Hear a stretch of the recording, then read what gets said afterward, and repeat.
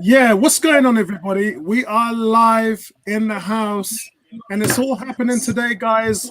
We've seen more draws in the league, and we've seen more draws everywhere else. Arsenal have the opportunity to go either third or fourth in the league. And I want to say, guys, today has been a blessed day. I'm in a good mood. I hope all my panel members are. Teams are up against the Cowboys. Lewis Hamilton has broken the world record for most placements for any driver in history with 92. And Arsenal can top it off for me by making this win a blessed win with no Jamie Vardy. We'll talk about the team sheet in a minute. Let me say hello to my panel and welcome to everybody on Facebook. Welcome to everybody on YouTube and Facebook. Yeah. So, Vincey, what's going on, my brother? It's all good, man. It's all good. Looking forward to a good game, good passing from both teams, and just positive football. That's what I just want. The result is what it is. Positive football starts today. Excellent. Tony, my brother. And by the way, guys, most of these guys have been here with me for 2 hours watching the NFL. So it might be game on for you guys, but for us, we've been here pretty much since 5 o'clock. So, Tony, how you doing, man? I'm good, my brother. I'm very good. Looking forward to today, as my brother Vincey said. I'm just hoping we can click up front. You know, I think we've shown our solidity at the back. We've got our beast in the centre midfield. So I'm just looking for the boys up top now to start doing some stuff with the help of Ceballos and chipping in from Thomas Partey. But those boys have got to finish their chances today. We can't be having any slip-ups. Excellent. Bertram, how you been getting on, man? Me and Bertram have been having lunch together, dinner. We've been here for that long. How you doing, Bertram?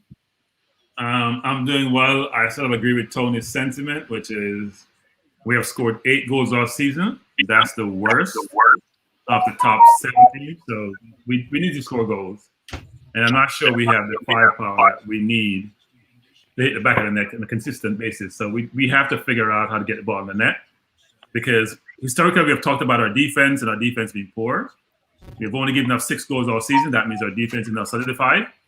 And the question is, when are we going to start putting the ball in the net so we can be a holistic team that goes ahead and challenge for top 4 of the title?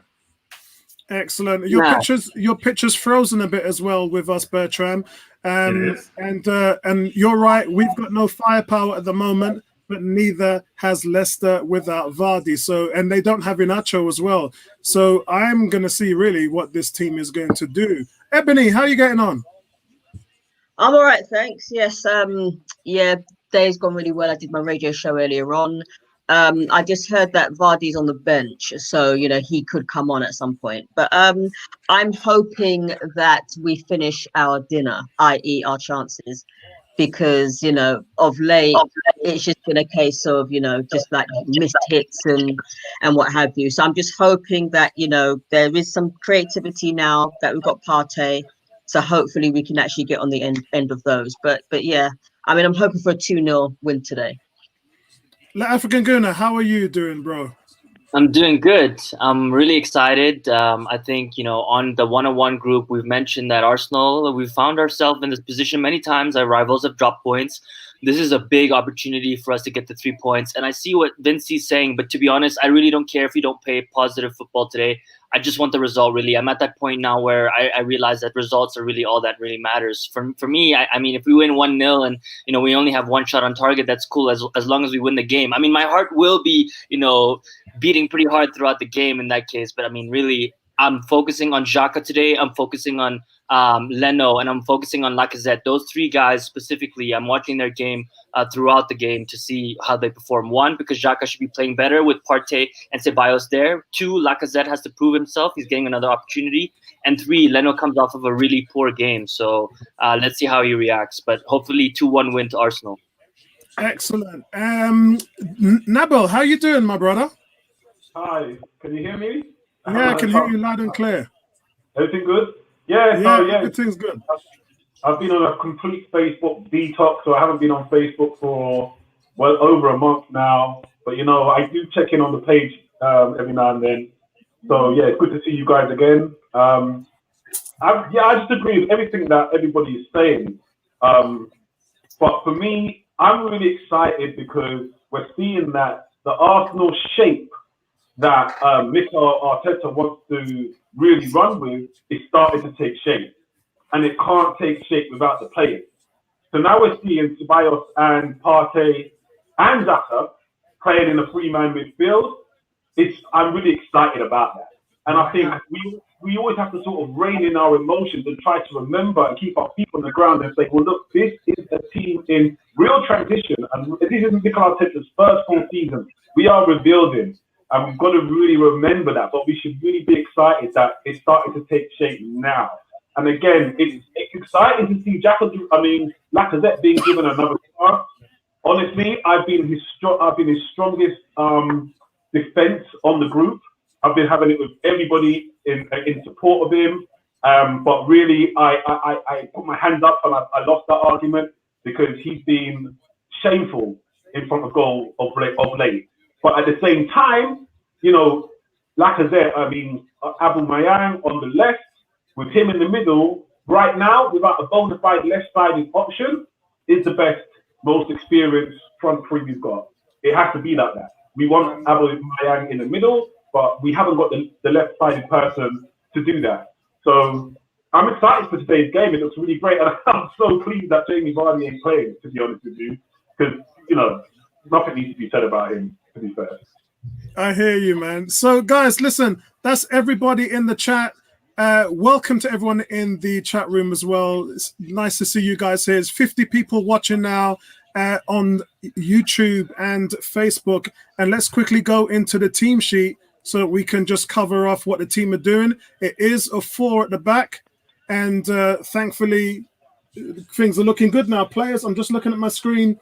Players are making their way out on the pitch. And I hope you guys are fighting, scratching, and biting to get yourselves a stream, because that's what we've been doing for the last half an hour. So we've got Leno in goal. We've got Bellerin, Luis, Gabriel, and Tierney in the back four, which is what I guessed it was going to be when I did my preview today.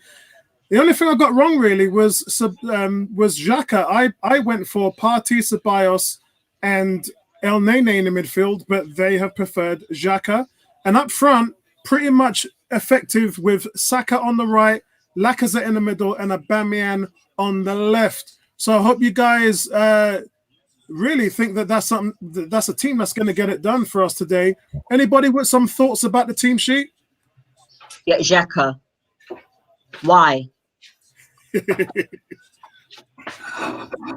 think Xhaka's all right. He's going to score 3 minutes. Every man. He's all right. Yeah, I'll say this. I mean, we were talking about it, I guess, before the game. For me, really, I'm not too upset. I just want to – this is the game, right? There's no excuses. He has Partey and Ceballos, so he needs to pick up his game, right? I mean, this is the game where there's no excuses. He has the cover. He has the attacking in front of him, so he needs to have a good game. If he doesn't have a good game, El Nene is waiting to take his place. And honestly, I think he should have started. So Xhaka has pressure. I think the fact that Xhaka is playing, I can actually – I don't want to tempt fate here, but I can see him making mistakes, which Partey will probably have to end up sweeping. So hopefully that doesn't happen today.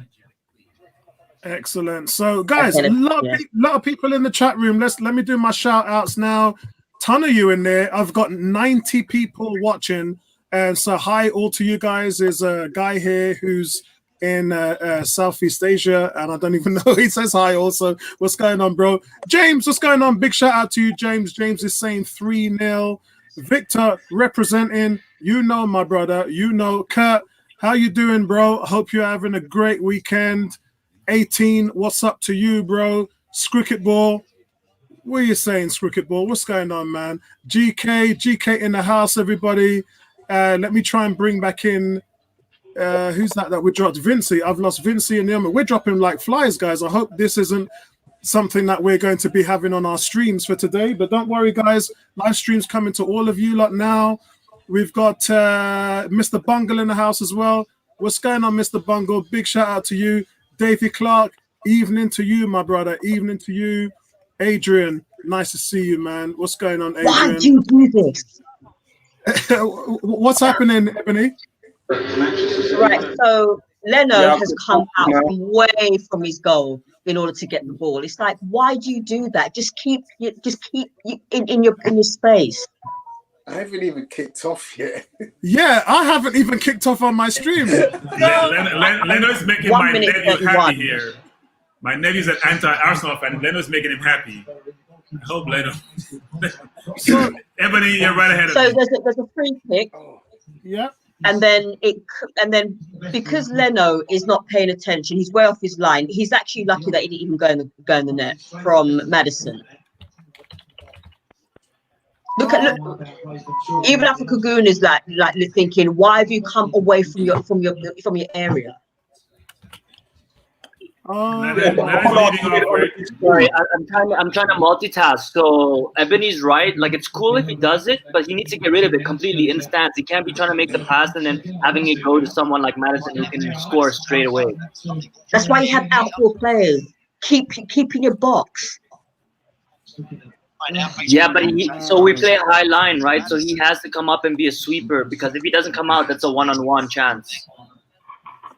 Mad. I need a drink. Already, girl, we ain't even started and you're on the run. So, yeah, so the game has started on my stream. So all of our streams have started now. And So we have a corner. Saka just trying to go down the line, force the defender for fun to play the ball out for a corner. You guys are about 2 minutes behind that. okay, cool. So we got 90 What minute are people you now, watching the Bertram? stream. I'm at 2:52. Okay. I'm at 30 seconds at the moment. Where are you, African Do Gooner? we have a free kick? So, guys, 1 minute, 20 seconds. so guys on the panel, remember that we have people that are watching this. Well, Goal! So Bias take a corner. No one touched the ball. It appeared. Oh, offside. I'm sorry. False alarm. I'm not sure what he's putting his flag up for, because it can't be offside in the corner. That makes no sense. Let's see what happens.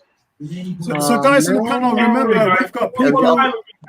Maybe it's interference with the goalkeeper. No, they haven't done anything to the goalkeeper. The ball is headed. Oh. Yo, Oh, no, it's offside. It's Obama. Yeah, he's offside.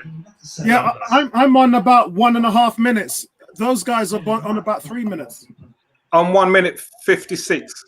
Yeah, so the ball came over. Like I said, head the ball to the far post. Xhaka skipped it. Aubameyang touched it, but he was offside.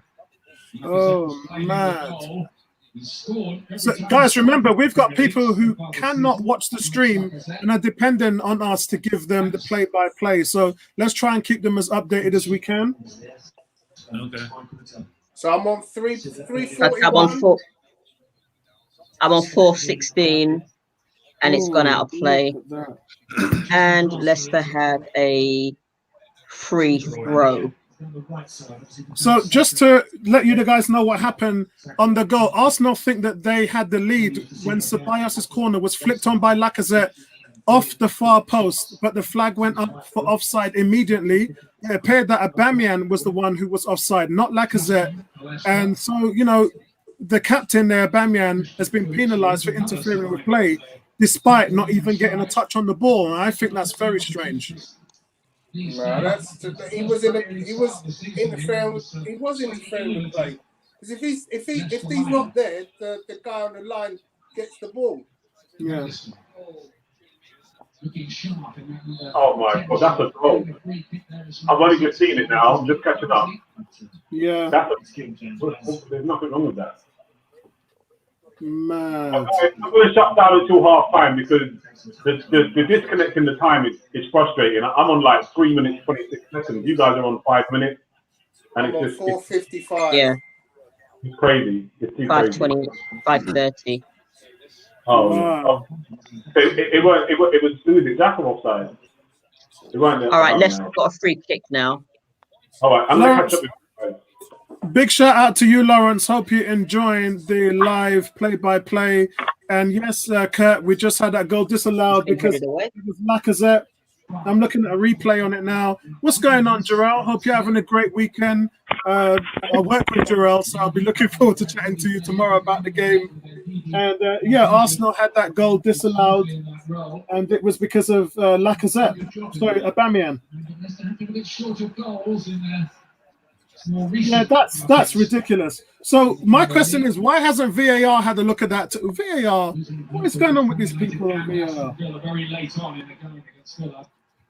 Aubameyang doesn't even have. He's got nothing to do with the play. I know, ridiculous. Well, we saw Aubameyang, didn't we, in the warm-up? His feet used on the right-hand side. We wondered if it was a bit of a smoke screen.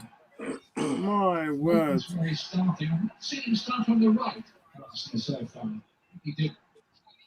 Sal said, can you please tell me why that goal is allowed? I think you mean disallowed. Well, they've said, as I said earlier on, that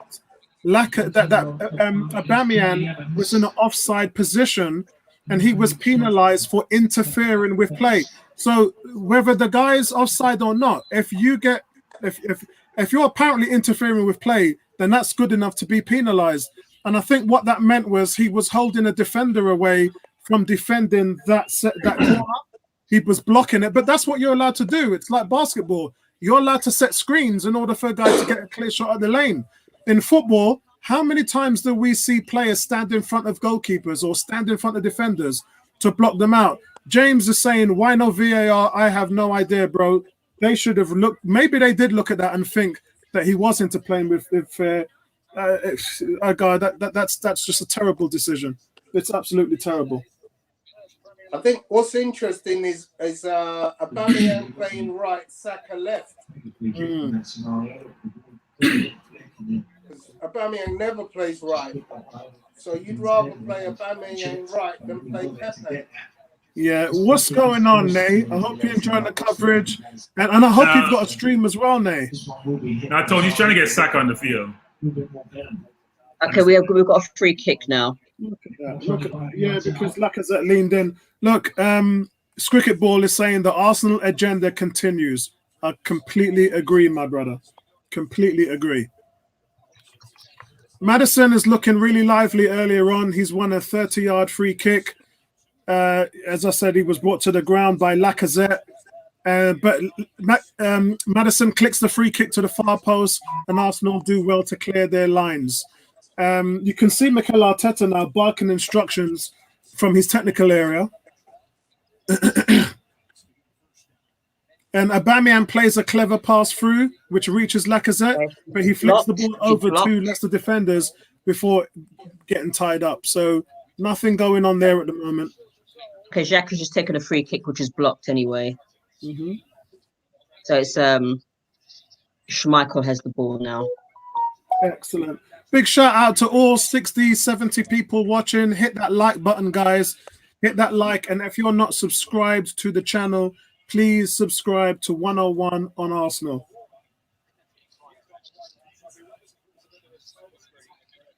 Ooh. I've got two streams going on. I've got the Skins Cowboys game going on here. I've got Arsenal Leicester going on here. It's all good, guys. It's all good. Can we do the trifecta today? Mark is saying, I finally got myself up and running on some South African stream. That would be the African Guna, who's sending that out via satellite Astral D in his back garden to all you guys in the UK.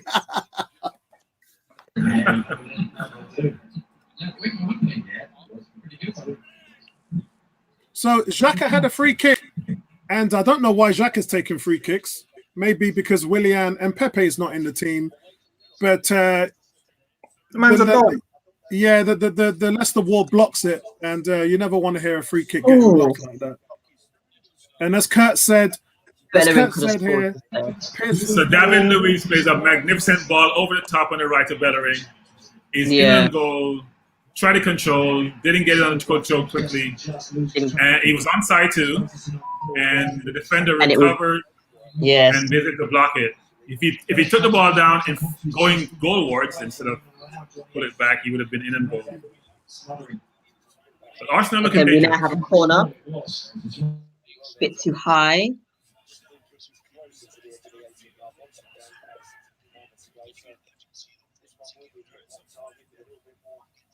Good control by Bellerin, though. Yeah. So to let you guys know how far I'm behind you, Jacques has just taken the free kick, so I'm on 8 minutes and 20 seconds. Wow, you're way behind. Yeah. But yeah, I'm gonna on keep 11-11. You are in Redskins land. Yeah, I'm gonna convert this to the game once this Skins game finishes. Okay. But I'm looking at the coverage now on here, and I don't want to touch it in case I lose my stream.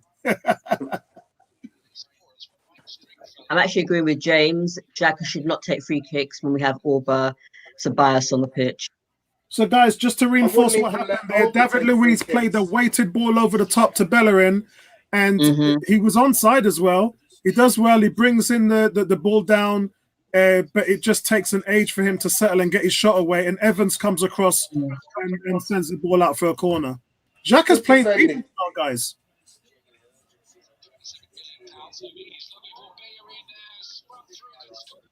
Xhaka's playing very deep. Yes, cricket ball. Yeah, our set pieces are rubbish. Totally agree with that. Mark is saying Pepe's not playing.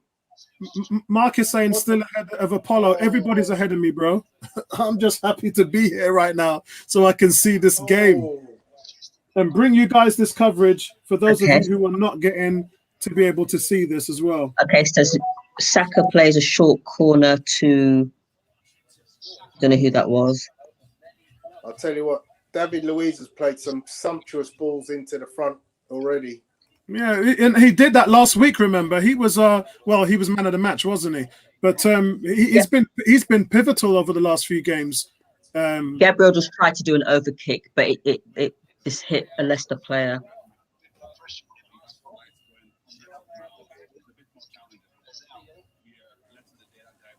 But you know what makes me laugh? Look at David Luiz put them balls over. Oh my word!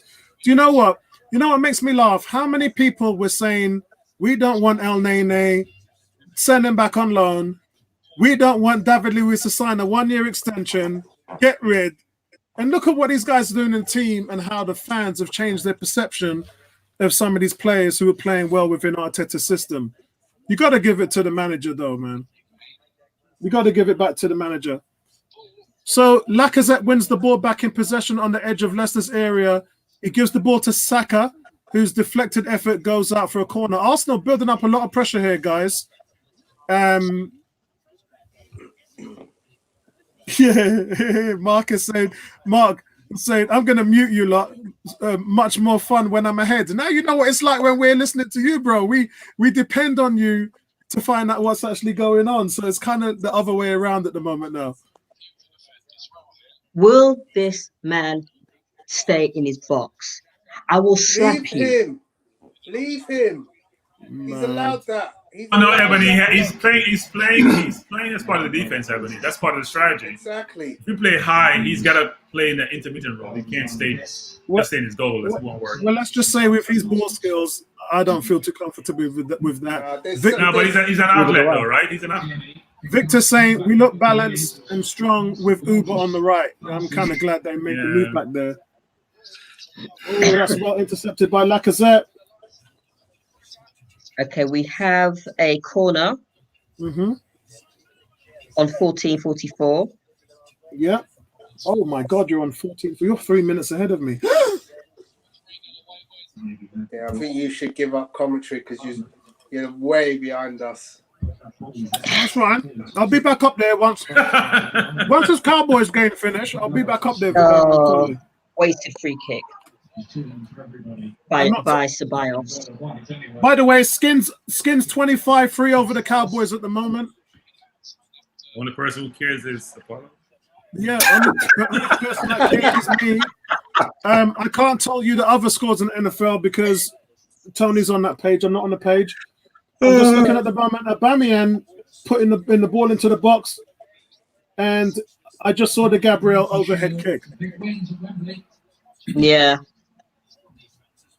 David Luiz, man, sending those balls over, just magic.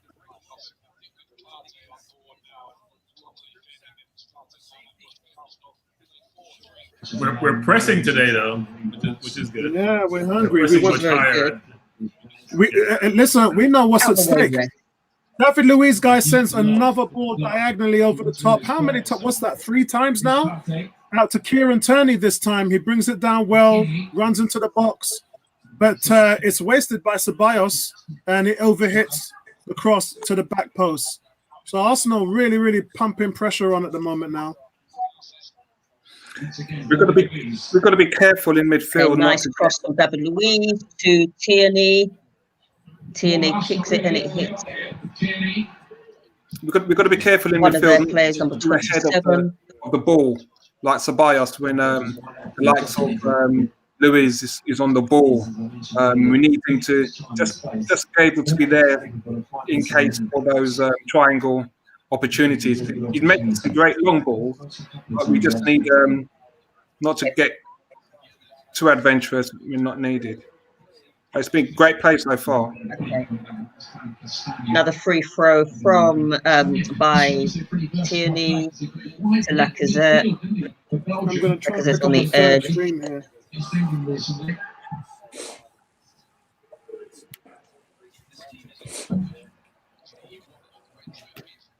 I'm going to try and pick up a third stream here. Just nick everything together in that miscue by Ceballos. There was a doubt for this game. It's been passed back to play. William missing for the first time from the Premier League starting. So, where are we, guys? Still, 16:30. So 17 minutes gone, 14 minutes if you're on Apollo's tablet, and Arsenal is still drawing at the moment, nil, but we've had the rub of the green. We look the better team at the moment, guys. Kurt saying, lads are up for this today, started really well, and we're going for it. Andrew's just saying, line up, please, line up. Good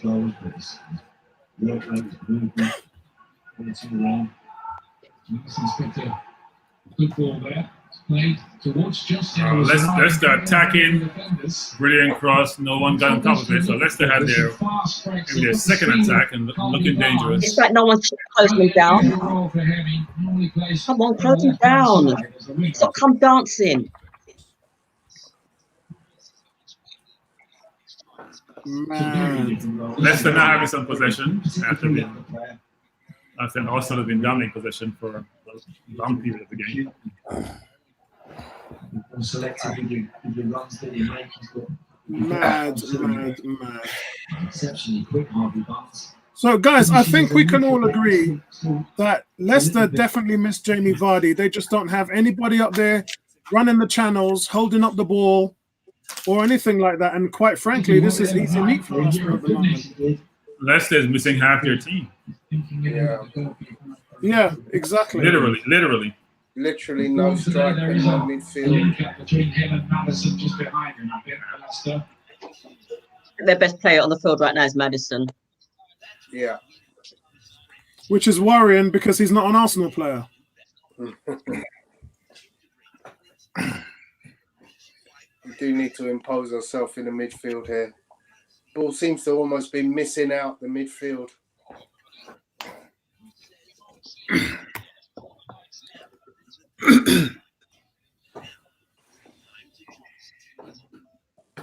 So you can see that I'm trying to swap my stream at the moment so I can give you some good news. Bertrand, what's happening at the moment? Nothing much. The ball is just Leicester has the ball in their own half now. Schmeichel has the ball, looking for an outlet, and he kicks the ball over the half line. David Luiz plays it inside to Bellerin. Took out a man. Partey over the top. Bad pass. Leicester in possession again. Ball is just bouncing around back and forth. No pattern of play. Andrew is saying, would you swap any players from Leicester with Arsenal? Definitely Madison for Xhaka for me, mate. Madison. Michael for Leno. Oh, yeah, the goalkeeper, definitely. Definitely Schmeichel for Leno. So, guys, you can see Arteta is calling for Lacazette and Aubameyang to lead press from the front. Brilliant ball from Xhaka to Laka on the right. In possession ball. Yeah. Shot saved by Schmeichel. I'm surprised nobody said. Beautiful ball by Xhaka down the line, finding Lacazette. I'm surprised nobody said Vardy for Lacazette. No, Lord, Vardy had his chance. Do you remember? Wenger wanted to buy him, but he said no. Yeah, Vardy had his chance, man. He was playing for a better team at the time. Even still, if he's still scoring, you know, the question, like, I'm surprised no one's actually said Let's see. Tierney, lovely piece of work to get past. Guys, what time are you on? Tierney with a brilliant cross, dismissing the man on the left. Yeah. Ball behind him. Aubameyang. Tierney crosses to the left. 21-36. Aubameyang is in the middle. He headers and it goes out of play. Sorry, guys. What time are you in the game? 21:50. 21-49, just behind. So I'm not too bad. Yeah, I've redirected my stream to the computer. I'm 21 minutes at the moment, so that's better. Okay, Leicester now have a goal kick. At least I can have a conversation with you lot about the game now. Another attack from Arsenal, guys. Gabriel slots Lacazette in from behind. He has Saka in support and finds Saka, but he's low effort. Here we go. Here we go. He's played him in, and he's just had a shot. So Saka's low shot towards Schmeichel is easily saved.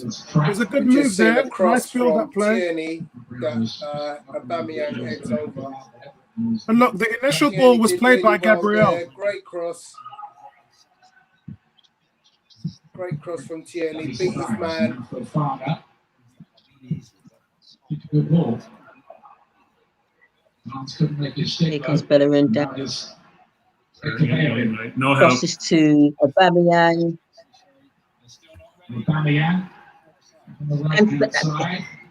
Aubameyang went to cross it, but then it was saved by Schmeichel. I just saw the Aubameyang effort that went over the bar. Yeah, I just saw the effort. So, guys, Kieran Tierney, look at the cross by Kieran Tierney. So, Kieran Tierney just raced down the left. He just glides past Castrain before picking out Aubameyang in the area. There's three defenders there, but Kieran Tierney manages to find Aubameyang on his head. He headers the ball, but the rising over the bar, and he doesn't get anywhere with it. That's a good chance. You got to put that down as a chance. Nabil saying, sorry, guys, the delay was too much. I'll jump back when I can get a bit. Yeah, no problem, mate. No problem at all. D is saying this team is so horribly unbalanced up top. It is, and that's a work in progress for us, guys. We've got to fix that. Ooh, good cross. I think Lacazette looked very mobile today, which is surprising. He does, yeah. He looks a little bit. He looks quicker. He must be taking some steroids. Who's that? Because Kat is saying that Aubameyang looks unwell. I think Lacazette looks quick. Yeah, he just wanted a tablet. I think Lacazette's been reading some of the comments in the group. So. You know, there's a mole in the club. You know, right? You know they follow the group. Possibly. Yeah, or maybe he's had a lot of sleep. So I'm looking now. Bellerin's on the right. Oh, Aubameyang's on the right side. That's a good cross by Aubameyang to try and create something. But so Partey picked the ball up in the middle, just over the halfway line. A beautiful pass down the right to Bellerin. It crosses and split out for a corner. That's a beautiful pass by excellent. Well weighted pass. No one in the middle. Come on, Lucky, you got to get down there quicker. Bellerin is getting behind the defense, but he needs option when he gets the ball. All right, we have a corner now, which Saka is going to take. Fifth corner already, this for Arsenal.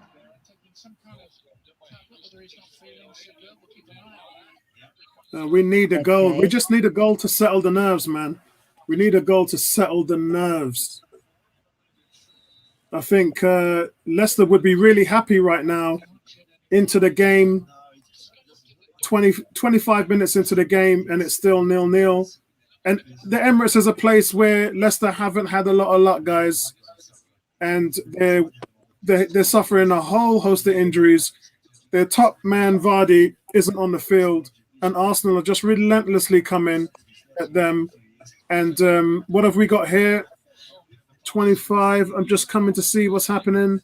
Arsenal just pressuring the ball. David Luiz in the midfield just has time. Leicester's not pressuring him at all.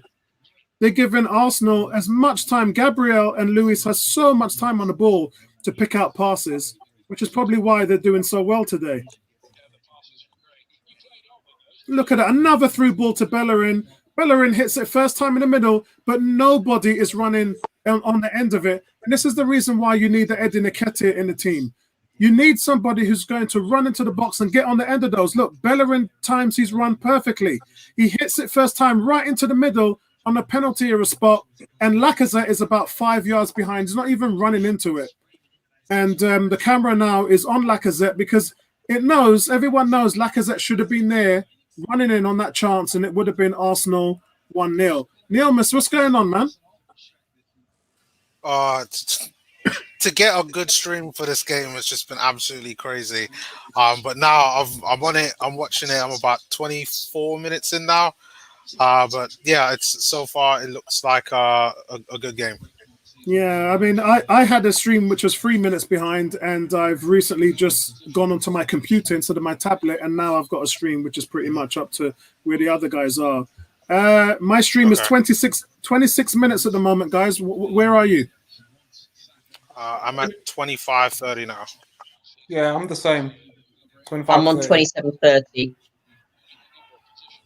Ebony with them Rasta streams, man. Them Jamaican Rasta streams you got there, Ebony. We're playing a very interesting formation, actually. You know, Bellerin and Tierney are playing really deep. Ceballos and Xhaka, almost like they're playing the wing back. You know, Neomis is normally ahead, and now Ebony's ahead. Neomis is down. Yeah, so I'll put Neomis in that club with Mark. I'll put him in that club with Mark. Remember, Bertram, sometimes when we attack, we move to a 3-5-2 or a 2-4-4. And it looks very much like a 2-4-4 because there's only Gabriel and Luiz back there. Leicester are offering... Well, it's 2-4-4, but the two midfielders are playing where Bellerin and Tierney normally plays. Look at where Tierney is and look at where you see Bellerin. They're the ones getting behind the defense and very deep. So he uses midfielders almost as if they're defenders. Oh, he finds Tierney.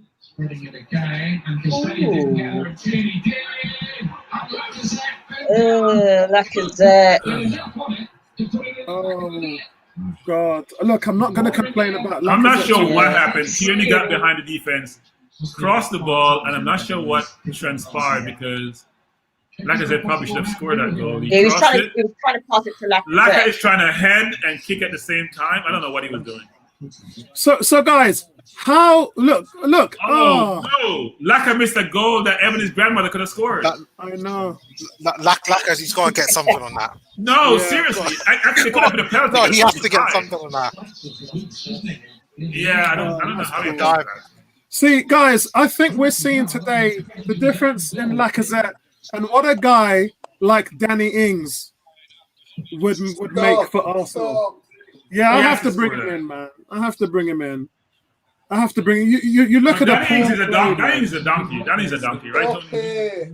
Listen, he's a donkey with gold shoes, man. And he's a donkey with steel toe caps. You saw that assist he did today? Taking the ball at midfield, going all the way down the line. I told you, man. He didn't score today, but he had 2 assists. Yeah. Oh, he's fouled by... Laka has to score that goal. I mean, I don't understand how he missed that goal. So guys, it's Kieran Tierney. Kieran Tierney again has been the most creative player on the team so far, along with David Luiz. David Luiz now again picking up the ball and just pinging those long balls and really splitting Leicester. It's just beautiful to watch. Oh, another one by Kieran Tierney, huge chance. So Tierney gets the cross. And it's right on the money for Lacazette, but Lacazette just isn't there again. This is the second or third time that Lacazette has failed to connect with the ball on the 6-yard line running into the box. That is Eddie Nketiah's bread and butter. If you're putting those balls into Eddie Nketiah, he's going to get on the end of them. And that's more like Abba's bread and butter. I don't know what's going on with Lacazette there. That's too many chances, bro. This is the Premiership, man. You got to put those chances away.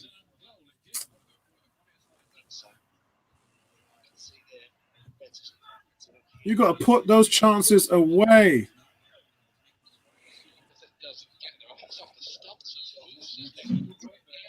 Christopher says, I'll shave my head clean live on Facebook if Arsenal wins tonight. Bro, I'm going to hold you to that one. D said, Lacazette is moist. Lacazette's down injured. And he gets a yellow card. Oh, Skins just missed a 20-yard field goal. What on earth is that? And they can laugh about it too, man. That's ridiculous. To make contact. Rodriguez said, Apollo, you never stop criticizing Laka. That's because he ain't playing well, bro. If he ain't playing well, I got to call it out. You know, a lot of people are talking about certain players not pulling their weight. We're here to be subjective. I do think the defender's foot was high, though. So maybe he didn't want to get kicked in the face. The foot was high. Sure, surprised Vardy didn't look at it. Yeah, I mean, so, you know, connect with it and then get a penalty. You can't do that, man. And listen, Rodriguez, remember, I'm the one that spotted out last week that he has to play because at the moment he's in good scoring form. You know, he's had 3 goals in 4 games. So as long as he keeps on scoring, you have to keep playing him. That's what his job is. His job is to score goals. Rodriguez said he's going to score. I hope so, bro, because he's missed a few chances today. Guys, Andrew said, can someone please watch Ebony? She's close to the window, and we don't want her jumping out from the 2nd floor. That's a good guess because I'm on the 2nd floor as well. Yeah, I think she's on the run as well, so you have to be careful. Tony, but how does Andrew know she's on the 2nd floor? Easy now. Easy. Man giving 18 some problems right there. There's a yellow card coming out. Okay, one of their players is down injured. Is that Lacazette that gets it? I don't know. It's like oh god, that's a nasty challenge. That's a nasty challenge. Wow, Washington are just dominating Dallas, man. Jeez. 18 says, "Oi!" I don't know why the goal is disallowed. They shouldn't replay the goal again. Andrew said, I don't see why the goal was disallowed. Andrew said that makes no sense. Yeah, it doesn't make any sense. Andrew said I'm outside Ebony's place. This is crazy, though. I mean, look at the replay again. Yeah, like Abba could have played the ball, but he didn't play the ball. Neither did Xhaka. I'm not sure why the goal was disallowed. That doesn't make sense to me. Yeah, it doesn't make sense to me. I mean, they're saying he interfered with a defender, but you're allowed to do that. There's no defender there to be defended. Yeah, you're allowed to stand your place and stand in front of a goalie and block him. You're allowed to do all of that. So I don't know. Apollo, he didn't really do anything. He was going to play the ball, and she's going to goal and decided not to play. Vardy's warming up, actually.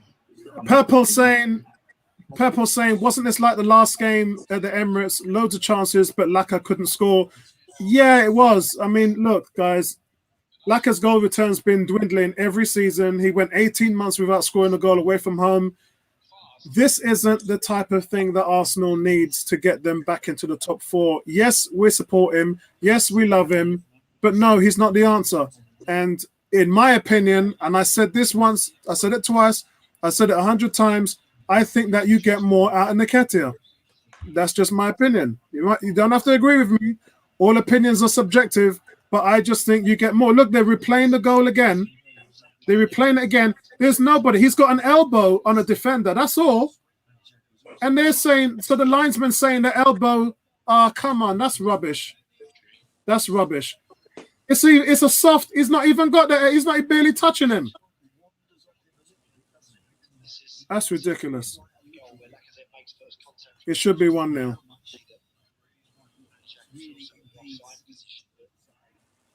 Yeah, well, I don't know what we're going to think by that. We've seen over the last few weeks, Arsenal just hasn't had the rubber to green when it comes to decisions. Yeah, we just haven't. But for Leicester, Fofana goes down after a nasty clash with Lacazette. He immediately singles treatment, and play at the moment is paused, guys. So there's no play at the moment because Fofana is getting some treatment. It looks like he's now back on his feet and he's back into the action. There was no malice on the challenge for Lacazette, and that's probably why the ref didn't send him off. We always hear that bullshit. James is saying Neomis looks stressed. Neomis is on the Valium. He's on the Sugar Ray rum. He's on the Appletons. And Neomis rubbing his beard. Neomis rubbing his beard there, rubbing his lip. Getting concerned. Vincey ain't saying nothing at the moment. He's stressed.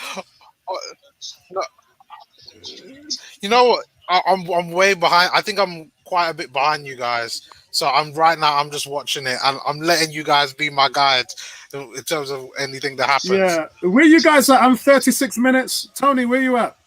I'm lost my stream, man. I'm trying to find another one. I'm 36. Oh, you're 35. Tony's nowhere. To be honest, I'm looking at the game. All right, I'm 36 as well. I'm 37-20. It's quite end to end, and we're not playing bad football. Yes, Laka could have taken some of those chances, but I'm not stressed. I'm not stressed. The main thing is we're continuing positively trying to get a goal, and we're moving the ball with pace, making good passes. So I'm not stressed right now, even if it's 0-0. I'm not stressed. Guys, you want to see the joke? My tablet is frozen on 15 minutes, and I'm just going to turn that shit off now. Big letdown. But I've got the stream on the PC anyway. So what's going on, everybody on YouTube? What's going on, everybody on Facebook? Thank you for joining us today. Give me your opinions. Let me know what your thoughts are. Limu says, we need a goal, Arsenal. Yes, we do, bro. And I think we did get a goal with Lacazette's header, and they disallowed it. And I don't think they should have disallowed it. I think they should have kept it. It looked like a good goal to me. And quite frankly, I want to hear what the people at half-time are going to say about that. Anyway, Arsenal coming on forward. Ball comes into that's a poor ball from Saka. I expected more from you, Saka. What minute are you guys on? I'm on 37 minutes. I'm on 38, 42. Okay, I'm 10 Yeah, I just hit 38.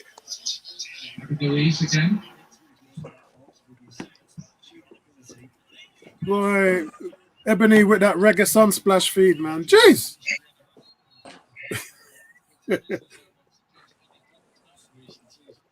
I can't really say Leicester have caused us much trouble today, guys. I can't really say that. D saying Arsenal has one of the worst attacks in the Premiership. I reckon they're bottom 3 in chances. Yeah, we are. If you probably didn't see my video last week, but I had a sheet which I posted up. I think it was Tuesday. I sent it, and it showed that we were 3rd from bottom as far as shots and shots on target. So yeah. Andrew's saying you guys are not helping with the nerves. Bro, listen, I'm just waiting for the first goal to go in. Tried to score from about 30 yards. Oh, come on.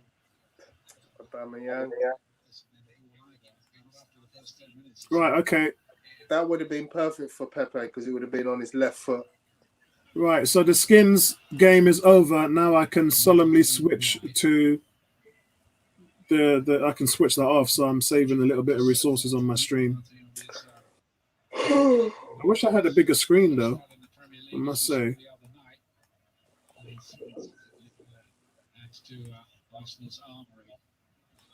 See, I can piss around with this now because if I lose a stream, I ain't gonna worry about it.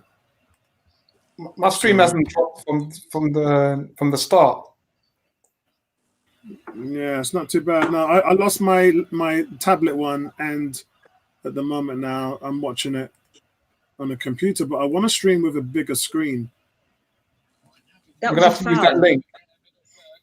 The one I told you. You can't get onto it, can you? Another yellow card for Leicester. Another yellow card for Leicester. Excellent. And let me see which one that you were talking about. That the final Saka. Which one? I don't have a link. Saka, yeah. Number 20. They're number 26. There's no link from Vinci Yuri here. I got Tielemans. 2 links from the African Gula. Let me try one of them. I just want a bigger screen, that's all. I'm getting cheeky with the screen now. Me want it. Yellow card for Yuri Tielemans. Ooh.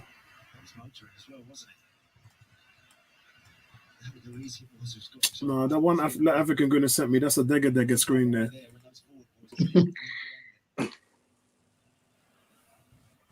Oh, come on, turn. Andrew saying, Apollo skins. So Ceballos plays a magnificent ball with Xhaka over the top. Saka, he miskicked the first time. Got discombobulated and kicked the ball out of bounds. Big shout out to David. He panicked and he was not offside either. Yeah, big shout out to David on Facebook. All he had to do was cross the ball, you know. I'm not sure why he's trying to score from there. Apollo, I'll put it in the private chat. Yeah, I've got a good stream here. It's just that the screen is really small.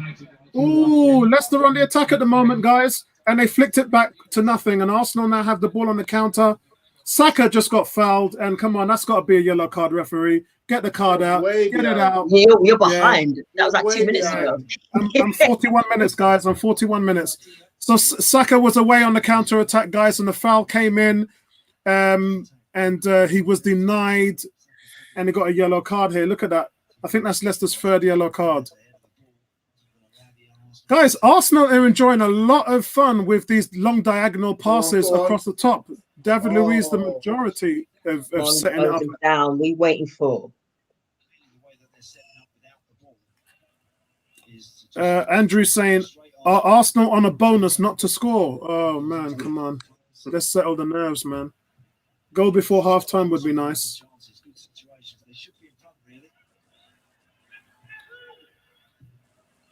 Turney, great cross by Turney, but Saka just mishits it. You're well and truly behind. You're well behind, bro. Yeah, but you know what? I'm getting the stream. Yeah, I'm getting to see it. That's the main thing. Apollo is giving us replay. That's what it is. He is giving us replay. We're like, Leicester are having a lot of possession at the moment in the Arsenal half of the pitch. All 11 Arsenal players are behind the ball. Which is not good. I would describe it as both teams are resting actively. Yeah. There we go. Interception. Off we go. Mark is saying we've got 11 attempts and 2 shots on target. That's not good. That's not good enough, man. 11 attempts is more than we're used to, though. Exactly. Half time. Gabriel got to put more flight on his passes over the top. He's hitting them too flat. Yeah, that was a bit not into the destination. I think that might be David. David said us on 42 minutes and 3 seconds. I'm on 43 minutes at the moment. You're 2 minutes behind. Right. So I definitely am going to try and get another stream. Hold. Oh, come on. Oh, I can't do it from here. You know what I hate is when you got that situation where you header a ball when you should chest it. Yeah. Lacazette just had that opportunity. Chest the ball down. Yeah, and he's heading it to nobody. You know, if you get the call, take the touch. We've got 2 minutes of extra time. This game is calling out for Pepe. There you go, Tony, man. I was just thinking the same thing. I was thinking if Pepe had those balls that Saka had, what would he have done with them? Because Saka has had balls in very good position all game. Do something a bit better. I think you find a way to play both of them. You have to bench Laka and put Abba in the middle. Yeah. There's no movement. We're going to move the ball quicker. There's nothing, yeah. He's looking. Yeah, we got to move the ball quicker. There's no movement. Everyone's just standing up. Waiting for somebody to move, and nobody is moving. They're not moving, no. You know, between Partey and Ceballos, they've got to be more active in the middle. He said for Arsenal, since this £8 million arrival, which was controversial one. Some downsides as well this season. Last season, I should say. Doesn't go away, David Luiz, does he? So, guys, it's 2 minutes added on for the first half. We're at 44 minutes at the moment. 45 if you're sitting next to Ebony. 46, and 2 minutes. I'm on 46-19. Yeah, I'm on 46-11. Foul, ref. For one moment like that, aren't they? I'm sure Brendan Rodgers, with his meticulous planning, will have another mode for Leicester to break into. So, guys, Leicester just looking to work it patiently. But it's all in front of Arsenal's back line. They're just looking for. Midfielders are not getting forward enough. I'm not sure what formation they're playing. Yeah, I agree with you, Bertram. I think Partey and Ceballos just aren't being involved enough. Well, not only that, Ceballos is playing like on the right. I mean, well wide. So, well, you know what else I can say? He doesn't go away. I mean, the thing is, Arsenal need 2 goals because when Vardy comes on, he's going to score. He lacks a bit of concentration with his defensive work. That's half time, guys. As good as most. This is not going I anticipated. Given the team that's looking for all those blue shirts. Yeah, Moses, we can't share the stream, otherwise they'll shut this channel down. We can't do it, bro.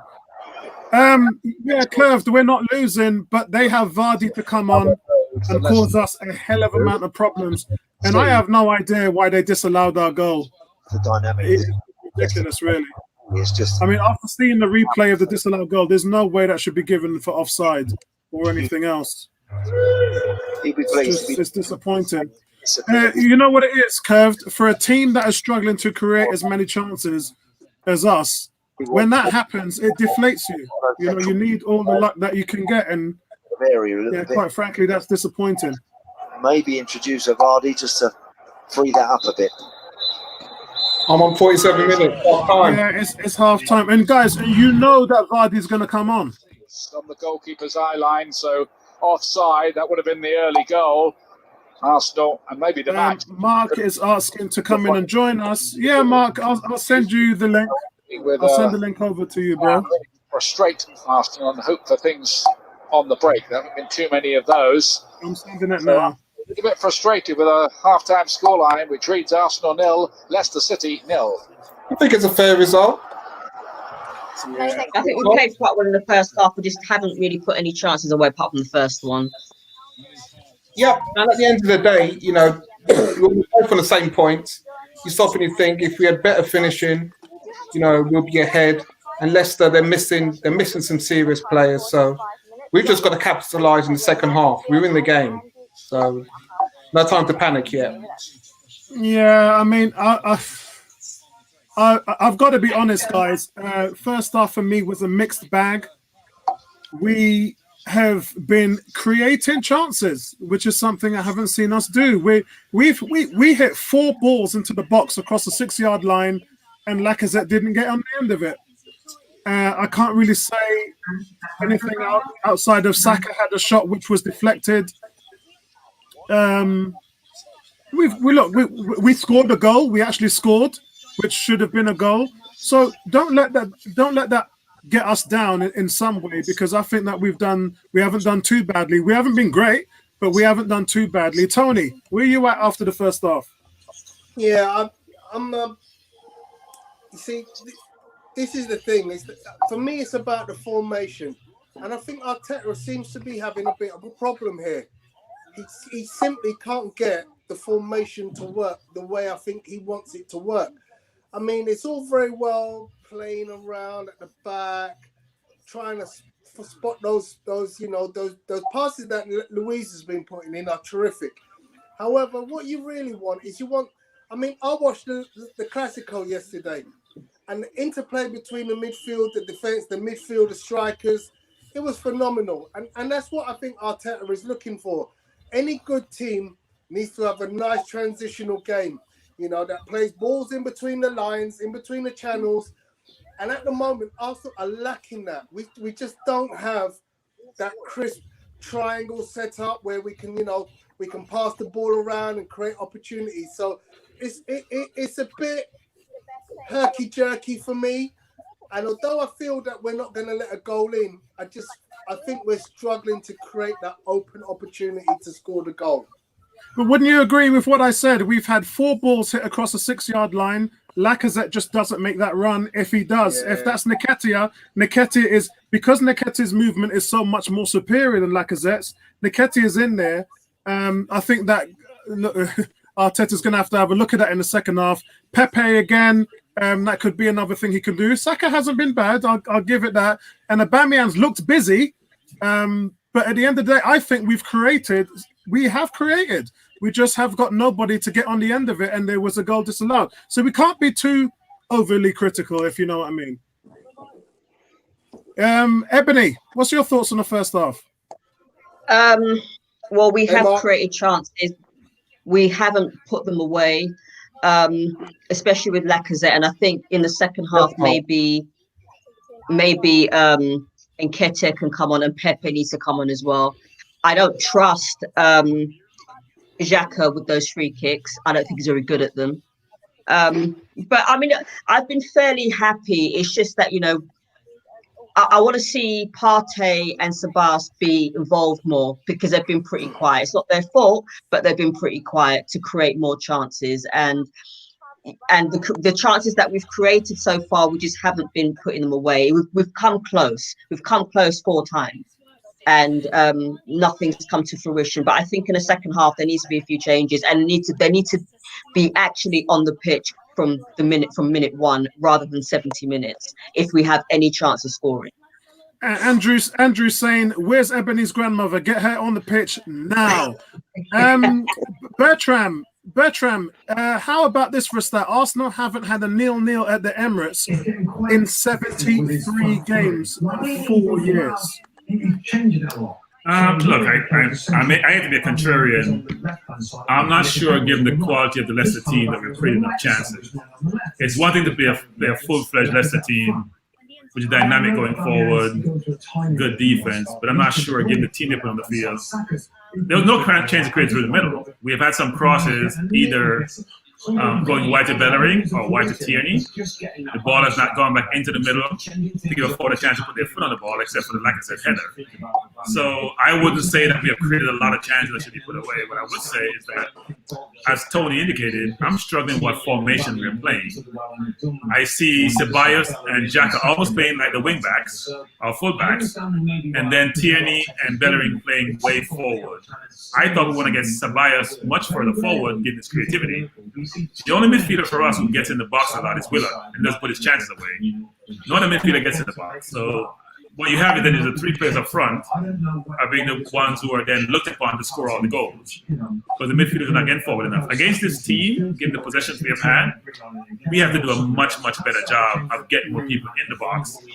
So the people on the right can find their cohorts in the middle to put the ball away. I'm disappointed with the first half. That's it. Vincey, what's your thoughts, Vincey, before we go to Nabil? Yes, we're moving the ball better with pace on both flanks. Our fullbacks, it's been a long time since we've had a balance on both sides of the pitch where fullbacks are really being very dangerous. So, we've got to look at that as a positive.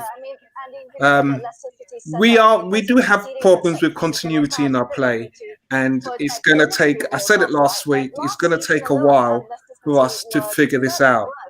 What we've got to think about is, when we do get good chances, do we take them?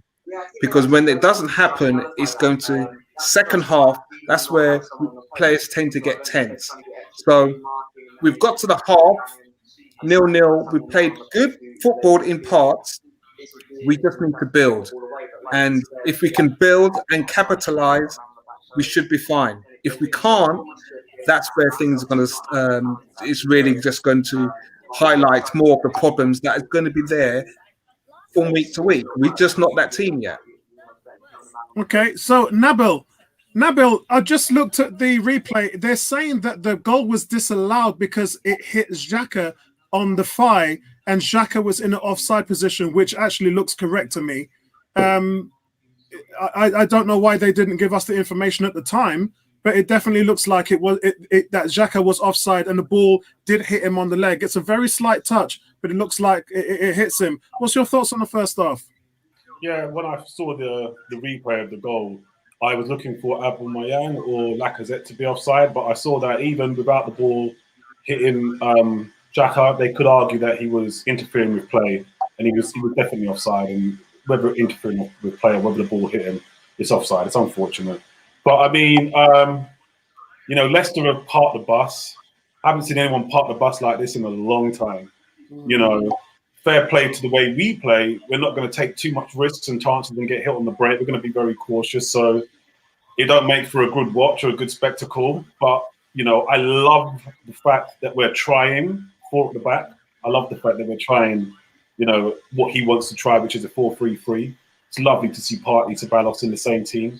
Again, we don't have we could argue that El Neni should be playing as the holding midfielder, but we've got Xhaka in there. I don't think, I can't criticise him. It's not really been a bad performance by him.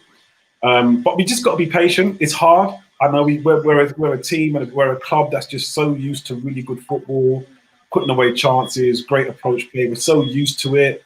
When we see chances going away the way they have, it can be frustrating, but we're a work in progress and it's looking lovely. I love seeing, every time I see Gabriel play, I just think we're so blessed to have him. He's going to be such a great defender. David Luiz is still good. Everyone knows he's got a mistake in him, but he's like a quarterback. I just love seeing him as well. Tierney and Bellerin providing width and balance as well. The team's just taking really good shape. It really, really is. There's a couple more additions needed, but you just got to be patient. And if Leicester want to come out and have a game, we'll get our chances and put them away. But they're parking the bus.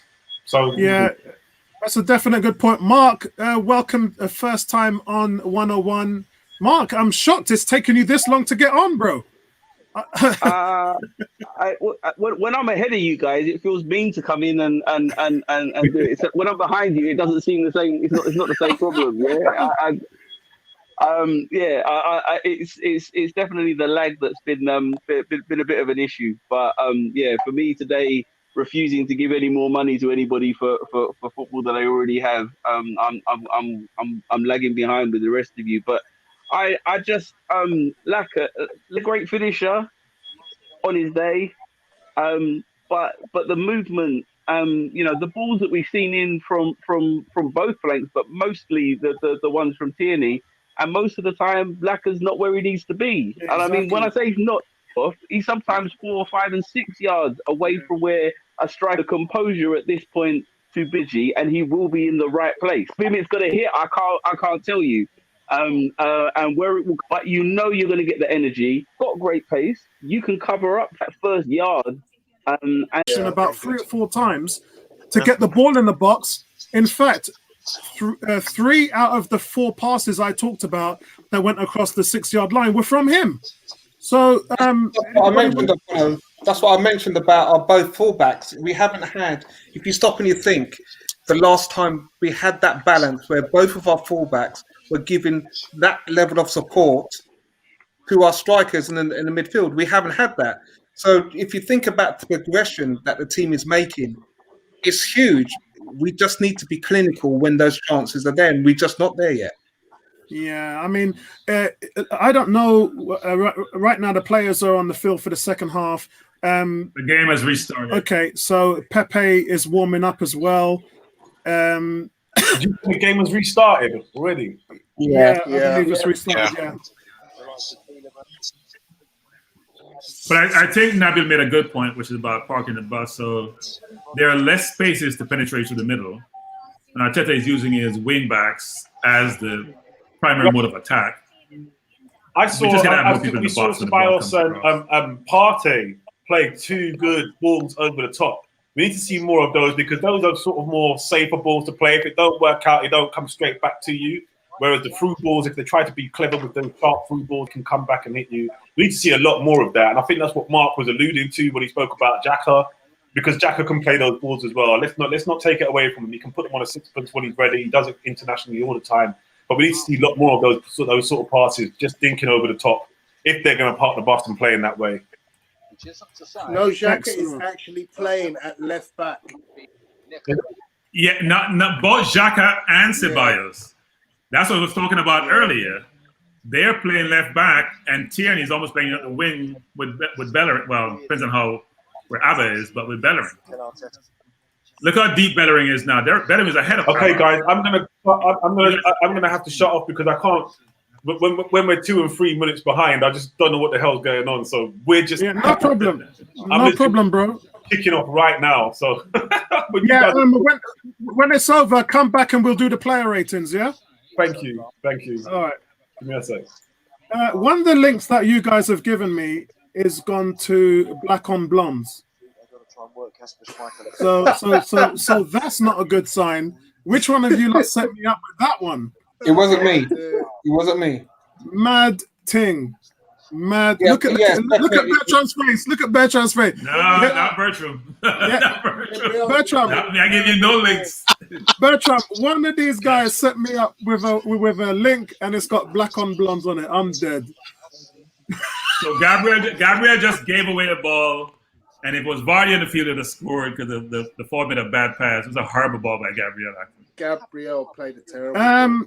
Terrible ball, and David Luiz seemed to be injured. Looks like David Luiz is down. Right, guys. Sorry, I got Elwin. Elwin saying, "What was the first half like?" The first half was Leicester parked the bus. They had one shot, nothing on target, no progressive play from them. They didn't even press us, if I'm honest. It was one way. Lacazette's early opener was ruled out for offside. And then it seemed like it was Xhaka that was interfering with play. Okay, guys, and then Mustafi is back. Mustafi's warming up. Mustafi's warming up. Mustafi's on. Praying, people. Coming on now. No, praying. Because David Luiz is Oh injured. god, that's not good. Please, that's not good. No, it ain't. I have all the confidence in the world, Mustafi. Mustafi will be fine. Well done for being positive, Bertram.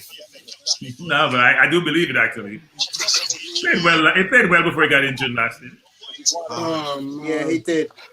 Played well after the restart. Very well. Listen, he has only got to defend. That's all he's got to do. Don't do anything. He's only got to defend. What was it? What was it? Hold on, guys, hold on. Mark needs to say something. Sorry, Mark. Go on. Nah.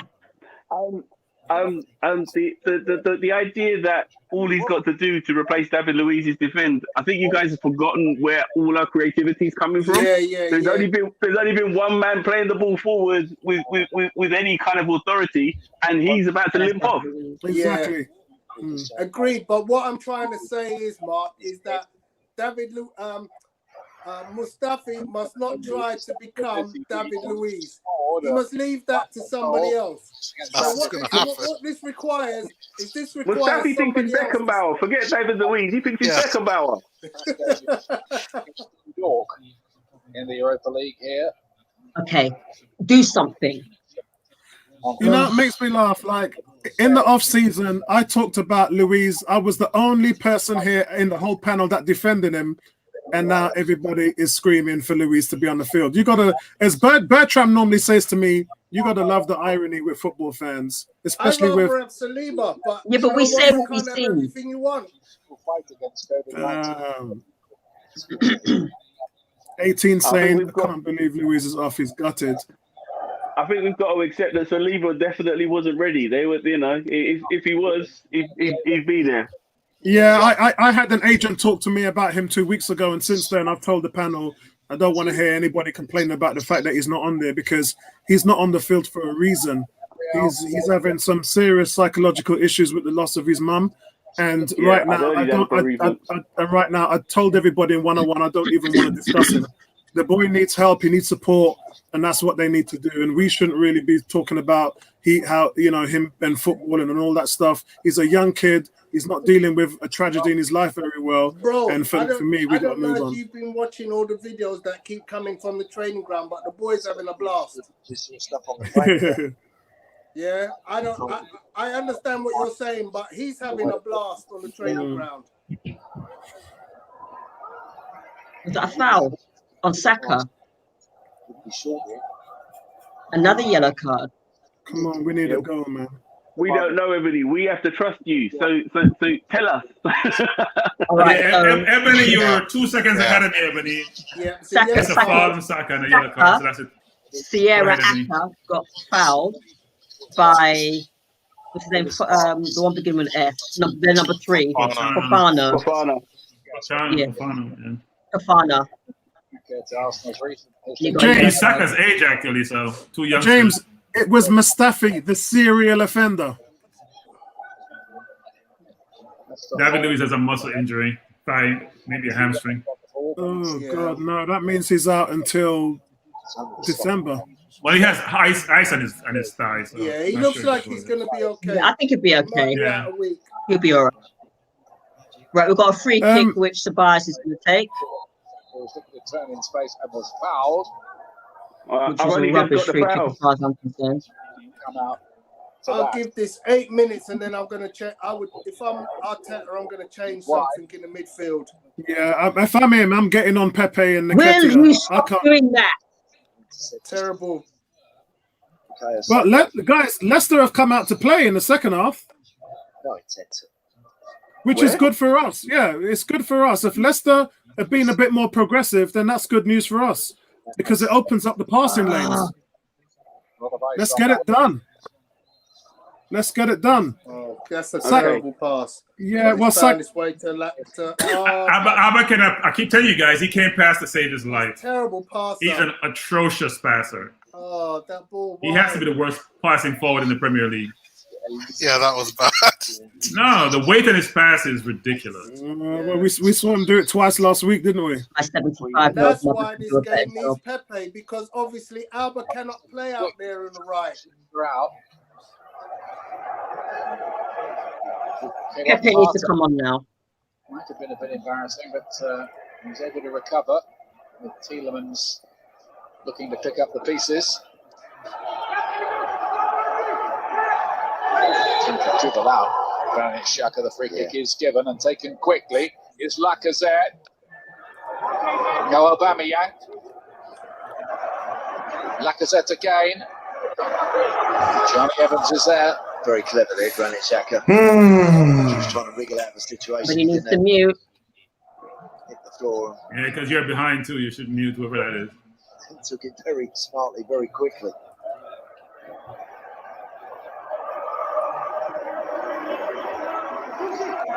Recently involved in that 3-3 game between Germany and Switzerland, Xhaka. Madison again, spotting Leno off his line. No. He's done that. Come on. Leicester are just running at us now. They don't even have Vardy on the field, and they're just running at us at the moment. My stream's improved. I'm at 54 minutes and 30 seconds now. Okay, you're a good minute ahead of me. Yeah, I managed to manipulate that black on blondes side. That you Leicester has a corner, so you can call that attacking for them. Saka's off for a while getting treatment. He doesn't look too happy. Saka's just come back on the pitch, guys. Is there anybody falling behind, lagging on the stream? I'm on 54, 55. Right. I'm on 55 now. I'm on 55 now as well. Guys, I'm just going to put the link that I'm using in the chat. Deflected. I'm just going to put it in the personal chat in case you guys need that link. Had the ball pinched off.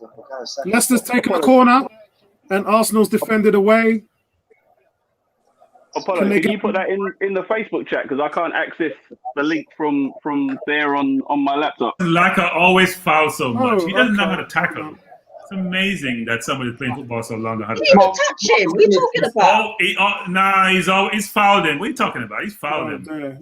You can't play the man's leg. It's not the ball. Yeah, Marcus not allowing me to send it. I can't send it on Facebook. It won't allow me. He doesn't know how to tackle it. He has the most yellow card in our team apart from Xhaka, which is ridiculous for a centre forward.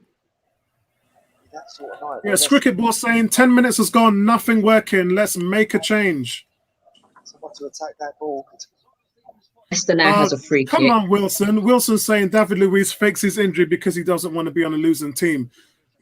He's actually been one of our best players and the most creative players in the first half, mate. He must be And gutted wasted. because, listen, as far as leadership goes, he is the leader of this team. Yeah. That's awful, that Madison.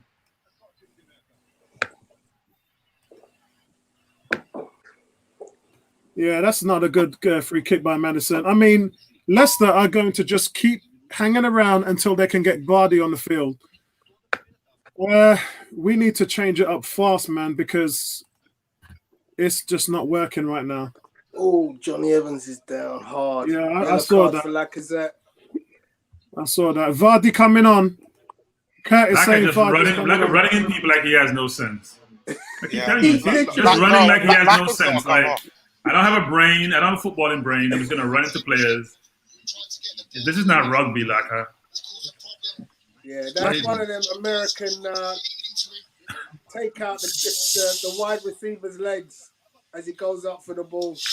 Guys in the chat, what substitutes would you make? And What Vardy's substitutes would you changing, make? so I think Yeah, Vardy's coming on. Vardy's coming on.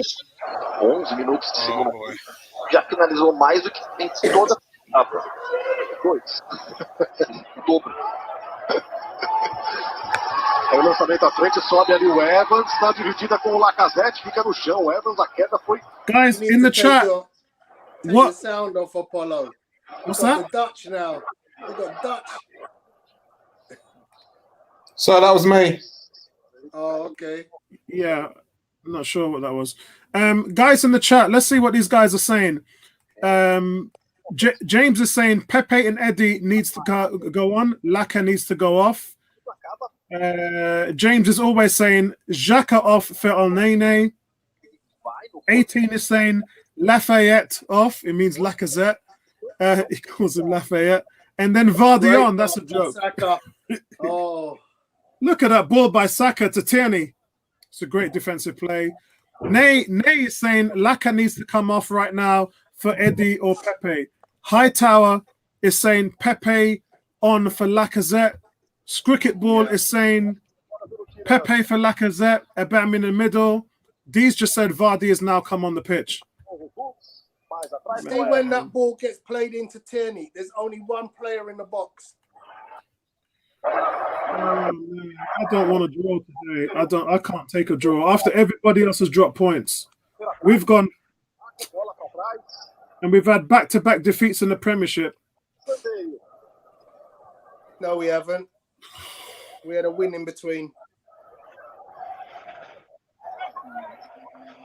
15 minutos do segundo tempo, segue 0-0. Primeira trave. This is mad. We have not scored. We have not failed to score in the first half at the Emirates in 73 games. That is mad. Really? Yeah, I read that stat to Bertram. I've got it right here. It says Arsenal haven't had a 0-0 in the last 73 home games going back 4 years. At half time? That's what it says. I'll read it again. It says Arsenal haven't had a 0-0 at the Emirates going back to 73 home games 4 years ago. Yeah, full time. That's a full-time stat. No, sorry. Vardy's on and they're attacking and looking dangerous. Good block. Oh, come on, Gary. It says halftime, Did well. which is Did strange. well with the tackle and then gave it away. He dived. Give me a yellow card. He did dive. Man. He was a diver. When Olympic. Vardy, I can feel the Vardy substitution just sucking the air out of the room right now. But the only good thing is, guys, it's going to open things up for us at the back end. It was such a theatrical dive as well. I would have carded him for that. Shocking. Yeah, me too. Yeah, that's a great dive, actually. Yeah, me too. So you see this position that Xhaka holds. I kind of feel, do we need that? No. Yeah, but the problem is he's using Xhaka as a left wing, left back. As a left back. Yeah, pushing Tierney and Saka forward. Yeah, I'd rather he played Xhaka left back and brought another midfielder on. Yeah, I'm with you, but this is the thing with Arteta. I did say on when Partey was signed, he will, if in essence Partey's sitting in the midfield, Xhaka's gonna float out wide to the left, sitting there, and let the rest of the guys push forward. So he's not really using Partey to his full strengths because he's just sitting in there. Have you noticed today Partey hasn't driven forward? Yeah, Andrew, we have come out in the second half, Andrew, and we've not really created anything. In the first half, we had 2 shots on target, 11 shots. In the second half, we've hardly done anything. And to be honest, we're begging for substitutions because the energy in the room is being sapped out. We're just not offering anything. Leicester have just brought Vardy on. So it's not looking good at the moment, mate. I am not confident that we're going to win this game. Let's put it that way. I'm not confident we'll lose the game, though, because we don't look in danger. But look in the middle. Look in the middle of the pitch now. Yeah, Tony. All that's about to change once they go route one with Vardy. And that's what I'm saying. Like, our continuity and fluidity with the ball in the middle has lost. It's completely different from the first half, and even the game in midweek. Yes, Andrew, Ebony has changed into something a lot more comfortable. What a thing! Okay, I can just feel Lacazette's time is gone. I can just Take feel. your time. I can just feel 18 being triggered. Okay, take your time. Who's using the Dutch feed? I am. Turn your volume down. So that's where that Dutch. So that's where that Dutch website came on my link. Tom, what are you doing to the boy? Nah, man, mine's a Brazilian link actually. It's Brazilian. Oh, so that's where. All right, because I had one come up saying Brazilian butts. So that's the link you gave me. That's the link you gave me. That reminds me of the link that you sent me a follow. I'm just messing with you guys. I'm just messing with you. Look at Bertram's face. And how am I going to focus on the game? I'm just trying to understand Australia. Listen, I'm just trying to break my nerves at the moment because you take Laka. Laka may get another yellow. I don't feel good about this, and they need to be He's being clumsy. Yeah, Laka needs to come. He's gonna get himself another yellow. Not deliberately. He's gonna run into his own self and give himself a yellow. Rodriguez says it's amazing how all of you blame Laka. Well, Laka hasn't played well today, and he says I don't believe Ubik is playing better than Laka. You're completely right, mate. They've both been not good. They've both been poor, which is why we've been. There's a definite difference in which is that the creativity that we've seen has had Lacazette in the position or has been to the position that Lacazette is supposed to be in, and when the ball arrives, either he's not there or he doesn't deliver. Alva is not hasn't had the opportunities to squander in the way that Lacazette has.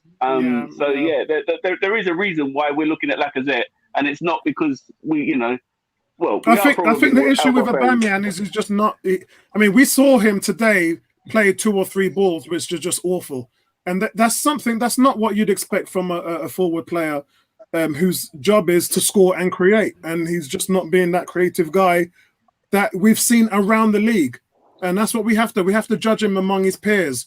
We have to judge him among the Harry Kanes, Danny Ings, Jimenez. We have to judge him with those players. And if you look at his assists in the last 3 seasons, man's near the bottom of the barrel. So we have the most expensive forward line in the league on the field. So I'm sure we're going to score goals. I hope so, man. Pepe's not there yet. Pepe is here. Yeah, He's on Pepe the Your just bench link, now. your link is Came off a slow. Saka. It's there. Yeah, he just can. But can you announce a substitution rather than just tell us we've got a Sorry, body centre sorry. forward, lad? Yeah, Pepe is on the We pitch did. now. You didn't hear us. We did. We said Pepe on for Saka. yeah. Yeah, we did. It does. It Oh, looks like Lord. it's an enforced change because Saka did appear to be limping somewhat. So I don't think it's a tactical change. I think it's more an enforced change. I think Because it's both, think Tony. It would have been. It's both, It Tony. would have been. Sorry. No, I don't think it's both, Apollo. I think I do. the logical change is the logical change is so Lacazette got pulled down, and I think who is this? Is it Madison got the yellow card? Madison. Yeah. Yeah. I think it's That's a both. lot The of reason, yellow cards now. yeah, it's both. It's both because the reason is, remember, you guys are only talking about Arsenal, so I'll have to talk about Leicester. Leicester, the momentum has shifted since Vardy came on. He's been introduced, and this has allowed Maddison to drop back in a 10 role, and everything's going through Maddison now. And Oh, wow! Oh, what Oh. a save, guys! We talk about Aubameyang and he's not creating when he plays a great crossover. What a pass! I know it was a great crossover, and it looks like it was it Kieran Tierney? No, it's Bellerin. It was Bellerin. Oh, Bellerin, Bellerin yeah. comes running in late into the box with a volley, and Schmeichel makes a fantastic save. What a chance! What I noticed that since Vardy came in the field, Leicester has more confidence. They're taking more risks. They're coming in more players forward, which should open them up a bit, actually. Well, yeah, and that's what I said 10 minutes ago. I said Vardy coming on probably could be the best thing to happen to us because it would open up the passing lanes. It would, they were parking the bus. We couldn't find any gaps, and now the game's open up somewhat. But that is because Maddison has slotted in to that number 10 role. Great effort there. And I talked about Bellerin. No one talked about him at halftime. We went around the clock, and none of you mentioned Bellerin, and I thought he was being very advanced. That's a great cross. I'm just watching the replay again. That's Apollo, a great cross. Great cross. Sorry? Apollo, I mentioned him. Both are fullbacks. I mentioned- Brilliant. Nice one, Vincey. Nice one. Yeah, Bellerin is a threat up front right now. He's playing better football than he has for a little while, and he's actually being a threat at the top end of the pitch. When you look at it, he's had 2 great shots already in this game.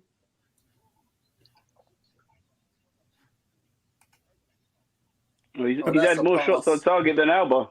That's a pass from Bellerin. Was that the pass from Bellerin to Tierney? Probably. Or it might have been Mustafi. It was a sublime pass. It was Mustafi. I thought it was. Guys, can any of you confirm this? Lucas is saying Aubameyang's just scored. Can anyone confirm? No. 69-27. Okay. So am I. So, maybe that was the last Leicester game years ago. Victor just said that Lucas is on medication. So let's move on from that one. Go on, Pepe. All I know is if he has scored, BBC haven't registered it, so. No, he hasn't scored. I think we have somebody trying to play games. James is saying that they're beating up Lucas in the chat. Go on, Alba.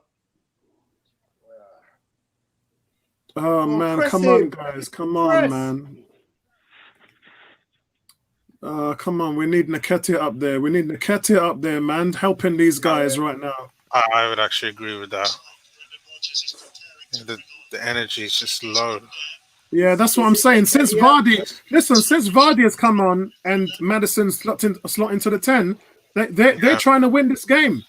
Remember, they got the same points as we have. Yeah, but they haven't created a chance, Apollo. Yeah, but they will. They just need one. They've just made 2 changes. Vardy at the top and Maddison at the 10. Hold on. We've got Mustafi at the back. They don't need to create a chance. They just need to wait for the mistake. Yeah, because he's a serial offender, as I always say. I'm feeling way less confident at the moment. since that substitution has just changed the game. Andrew is saying some of you are visibly aging right before his eyes. My brother, I'm going to turn into a skeleton in about 5 minutes. Here we go. Great. Look at that. Oh, Leno's really had nothing to do in the second half. He hasn't. That's why I'm saying. Yeah, but as I said, I mean, all that's going to change now because Leicester just had a cross in. Arsenal's giving the ball away, and Leicester are back on the attack. It's a good tackle by Bellerin, slide tackle there to get rid of the danger. Not many people talking about Thomas Partey today. He's having a very quiet game. Yeah. No, Leicester have had him on lock. Most of the time, they've got about 3 or 4 players around him. He's not being on lock. I'm watching his movement. He's picking his positions, but the ball's just not coming to him. No, I think it's the strategy we're employing. It's a system that we're playing. Yeah, he's playing within the system. This is why Arteta needs to make a change in the midfield. Look, guys, this is what I'm saying. You've got to understand. Arteta wants to play a certain way, which is But now, when you're taking the game and you want to create something and you haven't done it for 70 minutes, it's time to make a change. Purple saying, are we still playing Laka as a striker and Uber as number 10? Bro, I haven't got a clue. I don't think the players understand what's going on at the moment. Not good enough, Laka. Laka, what is that play was awful there. It's time for him to come off now. He's done his time. He went down looking for the free kick and he didn't get it. James is saying, how's Leno been playing? Leno hasn't had anything to do, bro. Yeah, he's had nothing to do. Leicester now being very inventive, playing through balls through into the box. Really trying to unlock Arsenal's defence now. Leicester looking really busy. He's offside. Come on, he's got to be offside. Yeah, thank you. Laka's just getting beat up in there, man. Another player with a yellow card for Leicester. Yeah. How many are they going to clock up before they get a red? Well, I hope it's soon because I'm on 74 minutes, guys. I'm on 74 minutes. Time is of the essence. Get Eddie on. Get young Eddie on. You need a goal. If you need a goal, make that call. Make that call. Who else is on the bench that could make a difference? El Nene created the last goal in midweek. He's not the player, is he? He isn't, but he's going to give you more than Xhaka. Oh Lord! You lot told me that Pepe came on about 10 minutes ago. Is he actually still in this game? I'm sure I'm watching the game. I can't see him. Yeah, he is. The thing is, guys, look, Leicester are employing some tactics to try and take certain players like Partey out of the game. Pepe, as soon as Pepe came on, I think they've overloaded that right side. But yeah, you're right. We haven't seen anything from Pepe yet. Leicester trying to slow the game down right now. If you missed that, Evans commits a foul on Lacazette, and both players require treatment after the collision. It looks like Barnes is coming off. He's done absolutely nothing for them today. So Johnny Evans is the 7th yellow card of this game. 7 yellow cards.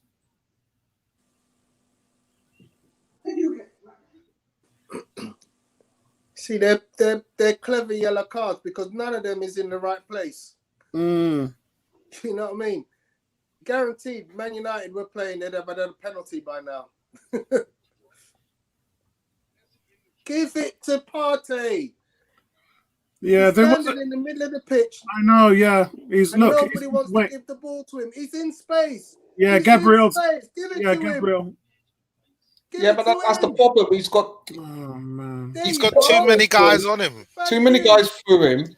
You know, he doesn't have the support to play the triangle. Simple balls that I said we need to be playing, and we're not doing it. So we're making the ball movement harder by our position. So Leicester's strategy is to isolate Vardy on Gabriel or Mustafi and get him behind the defense. That's the strategy for the rest of the game. We'll see what happens. As long as He's it's not on Mustafi, he's- we should be fine. Yeah. Yeah, can you imagine? Well, You know, we've seen how. we're playing two at the back, you know. It is two at the back, definitely. That It's actually 2-4-4. three at the back because Xhaka ain't going nowhere. Yeah, he's a false. He's just standing in between, but it's two at the back because he's not alongside. Go on, Partey. He's not alongside Partey to even get a little triangle working in the middle of the pitch. It's time for Laka to come off, man. He's ineffective in this game completely. You know what? This reminds me of the Olympiacos game when we got knocked out of the Europa Cup, and he was dreadful in that game. And they took him off after 85 minutes, and Martinelli came on for the last 5 minutes and blew up the game. And it was just like, seriously, you waited 85 minutes to get Martinelli on the field to start. You know, 15 minutes to go. Let's get another player who can start using some movement up front. Oh, Cool K says, just got in from work, guys. Arsenal need Aubameyang to start performing properly again. His form is so far this season hasn't been good enough, especially after the new contract he got. Cricket Ball saying, I've had enough of Laka. Next, honestly. Oh, Alba. Jeez. Yeah. So the question is, will we make the substitute before or after Vardy scores? Probably after. I don't think that way. We need to be making it now. I don't get it. We're 77 should have made it about minutes in. 7 minutes ago. You need to make the change. Like, guys, let's remember, Leicester have not registered a shot on target yet. You've seen Vardy before, right, Apollo? Yes. This reminds me of the second half against Man City where we just didn't offer anything. Partey. I really don't understand what crap pass. Use him. You know, what Kieran Turner to do with a player in the middle of the park. If you give him lots of touches, you know, just Tierney's got to do better than that. that's We need a goal.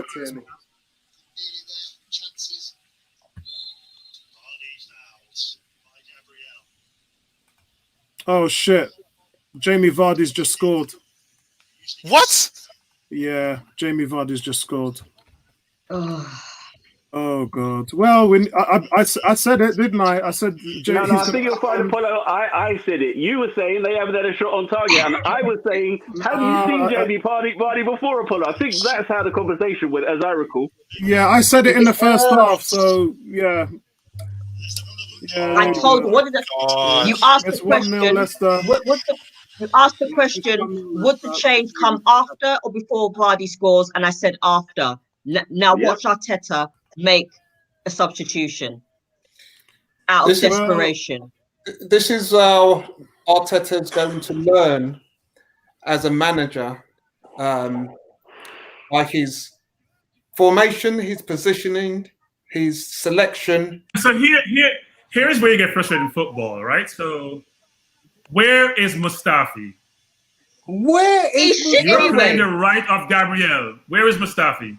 Nowhere in the picture. I'm trying to nowhere in the picture. Yeah, because you're the one playing on the right. You should be tracking Vardy. Oh no, it was Xhaka. It was Xhaka. It was Xhaka. It was Xhaka. It was Xhaka. It was Xhaka. No. Don't lose the ball. No, Xhaka was standing. Xhaka was standing next to Vardy. Vardy turns around. Wasn't. No. It was Mustafi. No. Yeah.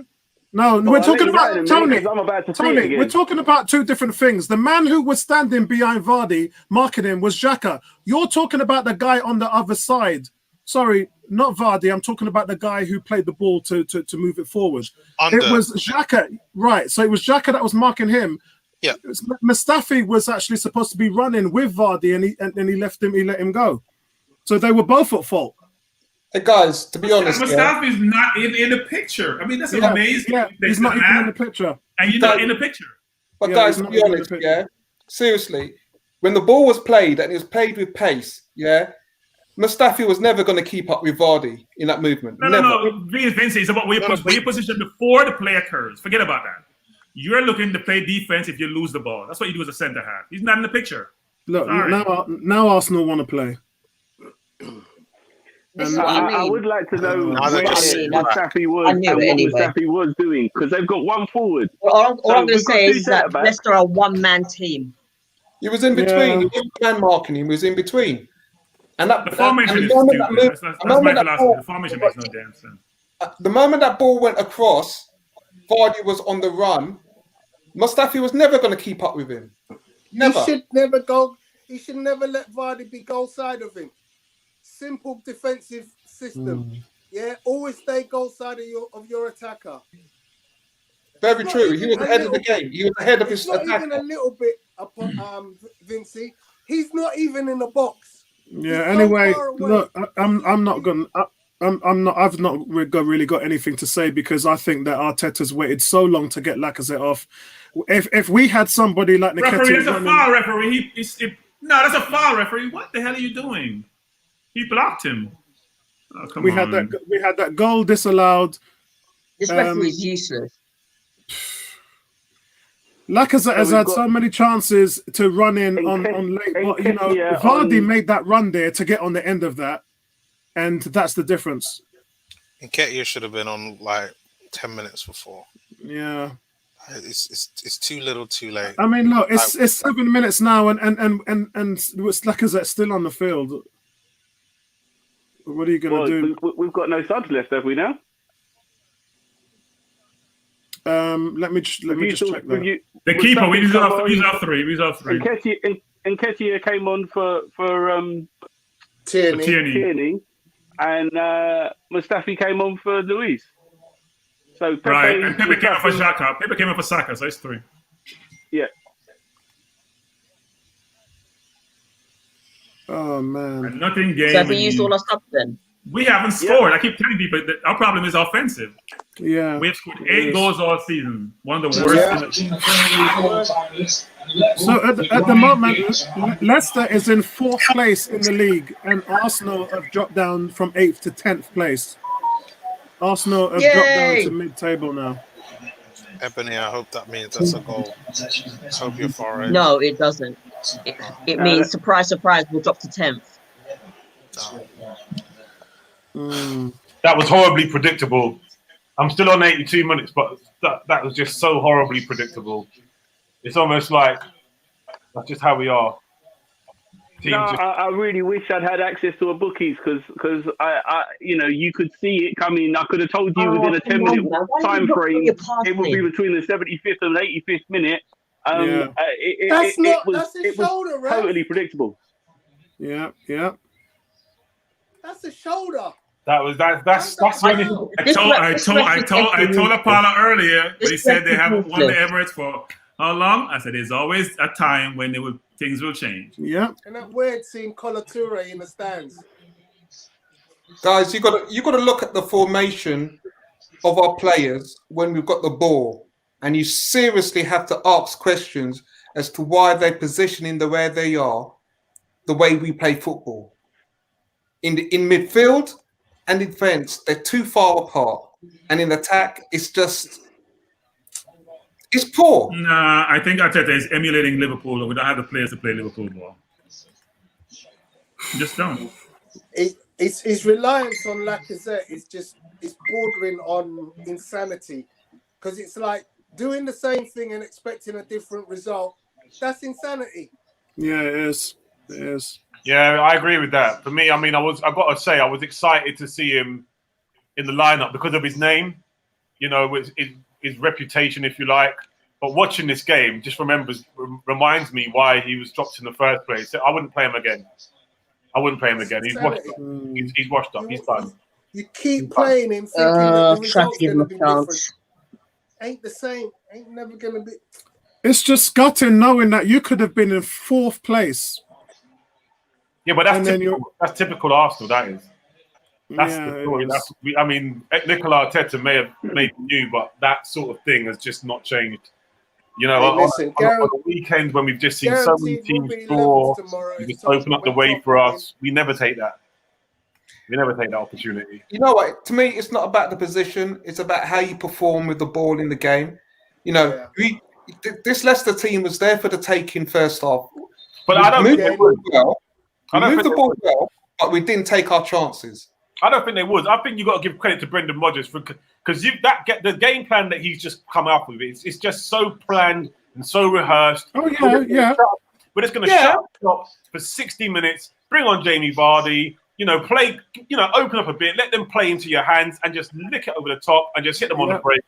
Bob's your uncle, and they've just done it. They just executed it to perfection, and that's why 100%, 100%, Nabil, 100%. Yeah, but even with that, we still had chances in that game. Yeah, in the first half, we played better than them, and this is the thing: is when we're on top as a team, we have to take our chances. We can't afford to sit down and think, you know what, we'll still be in the game in the 85th minute if we don't take our chances. We have to take our chances. Yeah, I don't know. Since Ozil signed his contract, he's gone to sleep, man. He's got his contract signed. I just ain't seen the same player. I can't think of anything he's done today. He hasn't done anything. That's the problem. Yeah. It's not just him. Well, he created that chance for Bellerin, exactly. Yeah, it's a ping over the top, but it's Bob's standard stuff. You're right back. Your fullback, anyone could do that, really. It's 90 minutes in the game. I expect more. Don't get me wrong. It's quality. You appreciate it, but, this is like a world-class football player. I mean, a seriously world-class football player. I want more. And I think to be fair, he's not a world-class football player. He's a world-class goal scorer. There's a difference between he's a world-class goal scorer. I don't disagree with that, but he's not a definitely. Forgive me, because that's the mistake that's where we're suffering. Because there's a reason why none of the big clubs ever came in for him. We have this conversation with Zaha as well, but Aubameyang's on a different level. No, Zaha is better than Aubameyang. No. Let's take him. He's a better footballer than Aubameyang. Barcelona or Madrid. Come on, Apollo. No Barcelona or Madrid is going to. Zaha win games on his own. Abba doesn't win game on his own. What are you talking about? No, he doesn't. Come on. All right, I'm gonna finish off. saying, how dare you even bring Zaha? Look, the guy's scoring 40 goals a season, and Bayern Munich, Barcelona, Madrid, none of those clubs even made a phone call for Aubameyang. Yeah, that is a fact. He hung around this summer to see who was going to be in for him outside of Arsenal given a contract, and nobody was. We were hearing things like Inter Milan and some other teams, which you're not going to go to. How are you going to leave Arsenal and go to Inter Milan? So Aubameyang stayed, but it is what it is. I don't care what anybody says. If you've just seen that replay of the Vardy goal, there's nobody telling me that William Saliba lets Vardy go like that. I'm sorry. There's nobody convincing me, mental situation or not. Who are you blaming, Xhaka? No, Mustafi. Mustafi is not in the play. That's amazing, actually. You can't have both of them on the pitch. Mustafi should have been up there. You can't have Xhaka and Mustafi on the pitch at the same time. Both of their faults equally. Yeah. Both of their faults. Yeah. I looked at Xhaka and then I just turned my head, and I'm not even going to talk about it. Yeah. When that ball came over the top, you just literally saw his body language was like, I give up. I'm out of place. I'm never going to catch this. Yeah. I don't want to see that. It was like he got beaten like a stick on that route. Yeah. He didn't read it. He didn't read danger. He didn't position himself well. And then, by the way, we've got 5 minutes extra time. The problem is the whole second half we don't look like scoring, which is amazing. Which is what I said. This reminds me of the second half as like Manchester City. That's what I said. This to me was exactly the same performance that we saw in the second half. But Manchester City, we got chances. We got 2 clear-cut chances. Not in the second half. Yes, we had Abba got in the second half, didn't he? The one that Abba missed, the second half. I thought that was the first. We dominated the ending period of the first half, but in the second half we were just awful. I don't think we've made any chances. I don't think how many shots on target have we actually had in the second half? I don't think we've had one. Again, it comes back to that one chance for Bellerin. That's it. Yeah. So that was it, really. Yeah. You know what it is? The thing that's really doing my head in is how horribly predictable this has all been. It's just been so horribly predictable. When I saw Vardy come off the bench, someone said that they wish the bookie was over.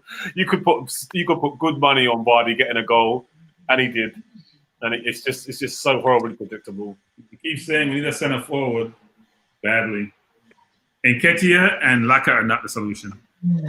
Definitely. Yeah, I think the problem is. I'll tell you what it is. In terms of building a football team, you can't just keep plucking players out of thin air. You know what I mean? We've done well. We've got Partey. It would have been nice to get Aura in, but you know what? Vincey is my witness. I've just been so banging on about a left-sided player. We just need a real quality left. When you talk, Apollo's talking about Zaha. Yeah, for sure. Nobody's really gone in for Zaha, but I do think that's more to do with his attitude. He's got a bit of an attitude thing going on there. And I think that as far as Vardy just did Mustafi again and should have scored, frankly. It's a joke. Leicester almost scored again. He doesn't anticipate the move. He's inside, and Gabriel has to come over quicker. But Gabriel, you're just jogging.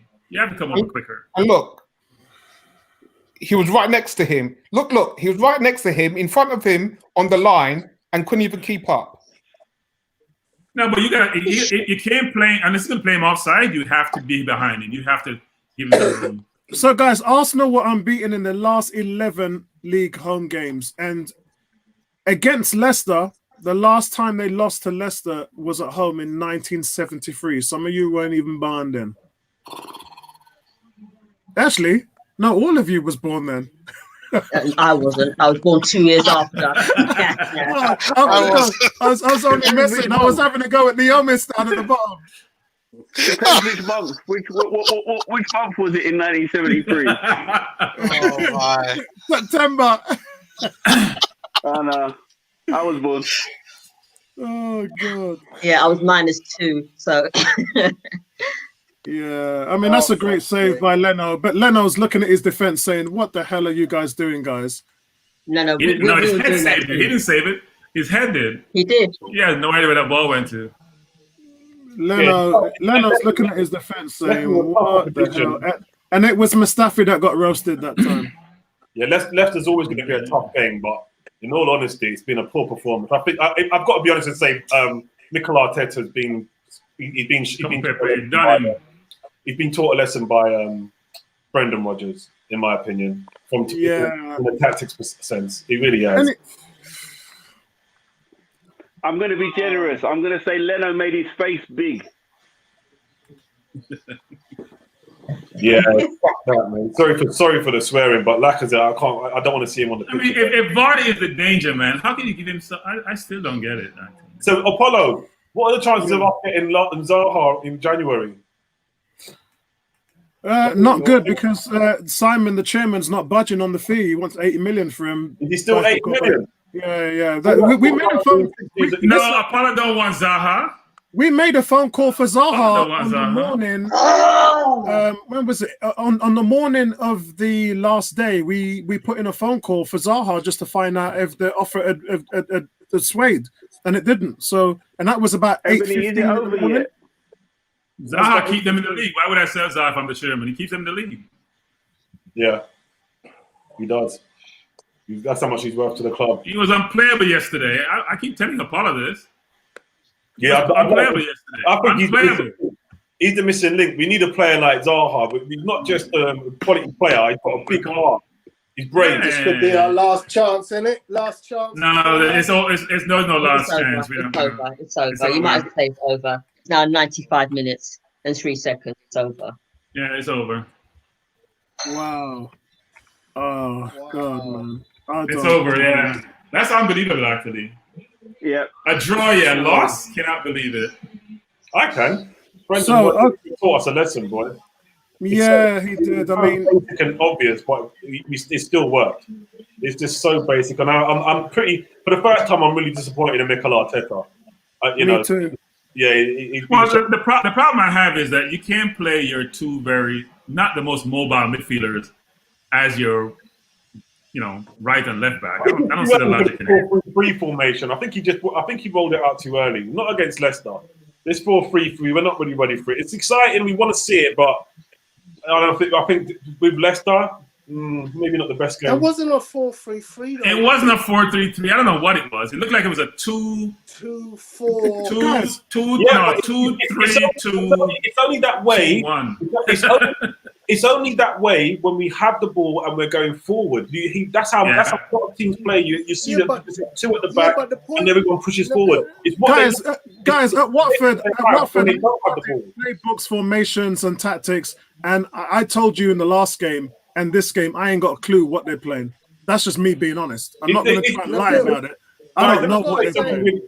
What I've noticed about Mikel Arteta, it's not just Mikel Arteta. I've seen a couple of Brazilians and Italians do it as well. And Arsene Wenger got to be the first person to do it. It's sort of like a morphing formation. When we have the ball, our formation is completely different to when we don't have the ball. When we have the ball, it's just two at the back because we know we want players up the side, we want players through the middle. But when we don't have the ball, that's what I consider to be a formation, and that looks like a 4-3-3. It's a tough one, guys. Everybody, we're gonna have to take this on the chin. And the Halloween month of October with the most dreadful line for me. It was dreadful from the get-go. Wow, I can't believe it. I thought that this was a game that we were going to come out and redeem ourselves. Tony, what's your thoughts? Old Trafford next week? Yeah, I don't think we're going to. I told them last week on Goon Squad. I said we're going to get beaten at Old Trafford. I did say that to them last week. I said we're not going to. I keep saying offensively we are impotent. We are impotent offensively. It's been like that for a year and a half. It hasn't changed. And unless you change it's the people up front. People talk about midfield, not creative enough. When have you seen any link-up play between Abba, Lacazette, Saka, or Pepe coming on? Liverpool front three link up all the time and create goals. We don't create anything from our front three. Ineffective. That was the question I was going to ask the panel. I wanted to ask the panel. It's a really stupid question, but I can't help thinking this and asking this. I'm wondering you guys. There's no such thing as a stupid question, my friend. I've got to ask this, right? Do you think if we had Arsene Wenger, right, as a coach in this team, do you think the interplay between the front three, the passing, would be better? Do you think he could if we had Wenger in the passing and offensive, Wenger's problem was he didn't build a team around Ozil, and he didn't get that back four fixed. That was his problem. That Mustafi Xhaka that he bought in 2015 killed this team. It destroyed this team. We were making Champions League. We were being competitive. The thing about Wenger is, turn their TV off. The thing about it is we had players around Ozil that facilitated his talents. We had Walcott, Sanchez, Giroud, and you can't. Say that name. I've always talked to you guys about the 65 goals that they scored in 2016, 2017. And before we started shipping them all off, Giroud went Chelsea and Walcott went and everything else. And since then, we've just not.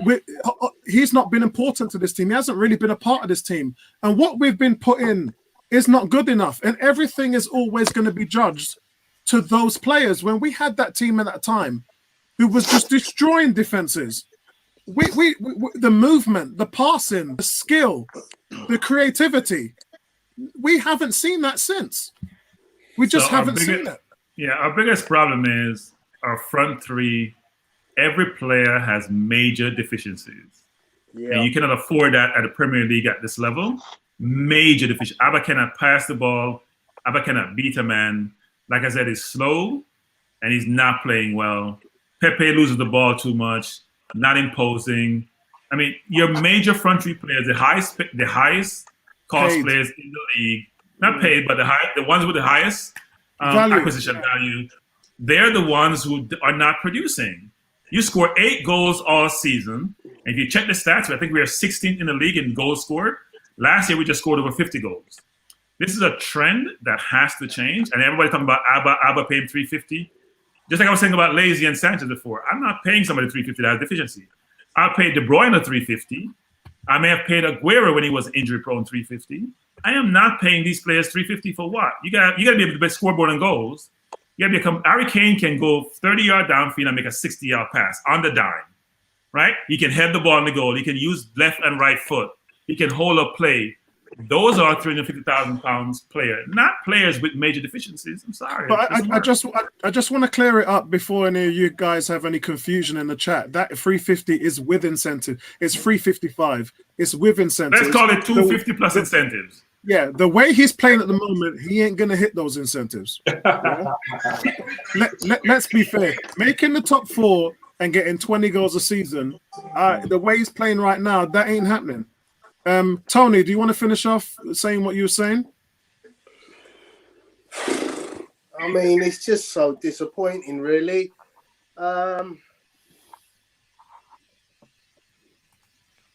Yeah, no, I mean, I was just going to say, I don't think we should ever utter that guy's name, Lazy, in the conversation anymore, because it's a horrible thing to say. We are so devoid of creation. So devoid of creation. And what did I say last week when that squad came out? I said, are you telling me that you'd rather have Mustafi in your squad than have somebody up front who can create? Yeah. So I'll say this because I know all the Ozil fans are gonna all run around now and say we need to have Ozil. Let me say this: Ozil has played about 80 difficult games for the team. He has not played well in 40 of those games. So all these Ozil cheerers who are gravitating for Ozil and say we need to have Ozil, go check the stats. Ozil may be technically gifted. No one can debate that. But Ozil doesn't go to Stoke. Ozil doesn't go to Brighton. No, doesn't go to West Brom because his knees hurt, his toes hurt, his fingers hurt, his back hurt, everything hurts. Ozil, when he plays against big teams, disappears. Man U, every big team. Liverpool, you don't see Ozil in the game. Yet every fan, when we lose, that's all they call for. And you know what happens when he plays? Then they complain. He's gone. Get over it. We need more creativity. I don't disagree with that. But Ozil is not the answer. I'm sorry. Even when we're not playing well. It's not even a topic at the moment. But Ebony, what's your thoughts?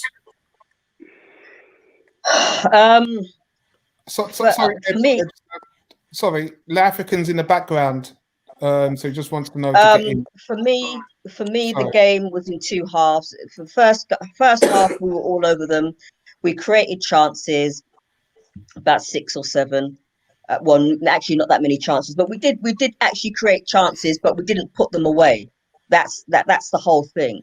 We did La African. We did create a couple of good chances. Yeah, we they did. weren't put away. Chances and barely any. Barely any. In the first half, the ball was pinged. We created chances. Exactly. We almost scored. We almost scored twice in the first half. And Leicester were playing on the back foot. Second half, there was one chance created, and that was from Bellerin. Almost scored. That is it. You know, I mean, the thing with Arteta is that he makes these substitutions too damn late, and it's like, well, you know, why is he making these substitutions late? Why? You know, why did he not play El Neni? El Neni's been playing really well, but he puts on Xhaka. I was just gonna say that. Why are you putting on Xhaka? Xhaka is shit. We know he's shit. So therefore, if you're gonna play Partey and you're gonna play Ceballos as well, why have you got Xhaka? Why have you got Xhaka there? That's number one. Number two, you know, for as far as Leicester's goal was concerned, for me, the whole of the defense went missing, particularly Mustafi, who should have been up with him in the first place, as far as I'm concerned. But he went missing. He was actually behind Vardy, and not even in front of him or beside him, but literally like yards behind him. Yeah, but before that happens, it's Xhaka that gets twisted and allows the man to get into it. Well. So the two guys I talk about who's destroyed this team in the last 4 years, yeah? Every week I tell you guys the same thing. Serial effect. Yeah. And in a game at home, I agree. You have to win. Who lets you down? The same two culprits over and over and over. This is why when Xhaka came on for Louise, I thought, you know what, we're going to lose this game. I said this, we're going to lose this game. I may not have said it loud, but I actually said it in my head. We're going to lose this game. I do not trust Mustafi. My mum could defend better than him, and she's 75. Okay, so it's disappointing. But I'm actually disappointed more so in Arteta, because he does this every single game. He does this Wengerism every single game. You're making substitutions way too late. You're not putting the team. A couple of the team selection was absolutely off key, and if he's not careful, he won't be in a job next season. So he needs to fix up. He needs to make substitutions early. He needs to get his formation right from the get-go. He needs to get his tactics right from the get-go. Bertram, do you want to add anything more to what you just said? No, I mean, look, all the fans are frustrated, and rightfully so. Leicester was ripe for the taking. They came into our game with about 6 of their first team players missing, including Vardy was on the bench. As you know, Nabil basically says, you know, Arteta got outcoached, outmanaged, outcoached for the entire game.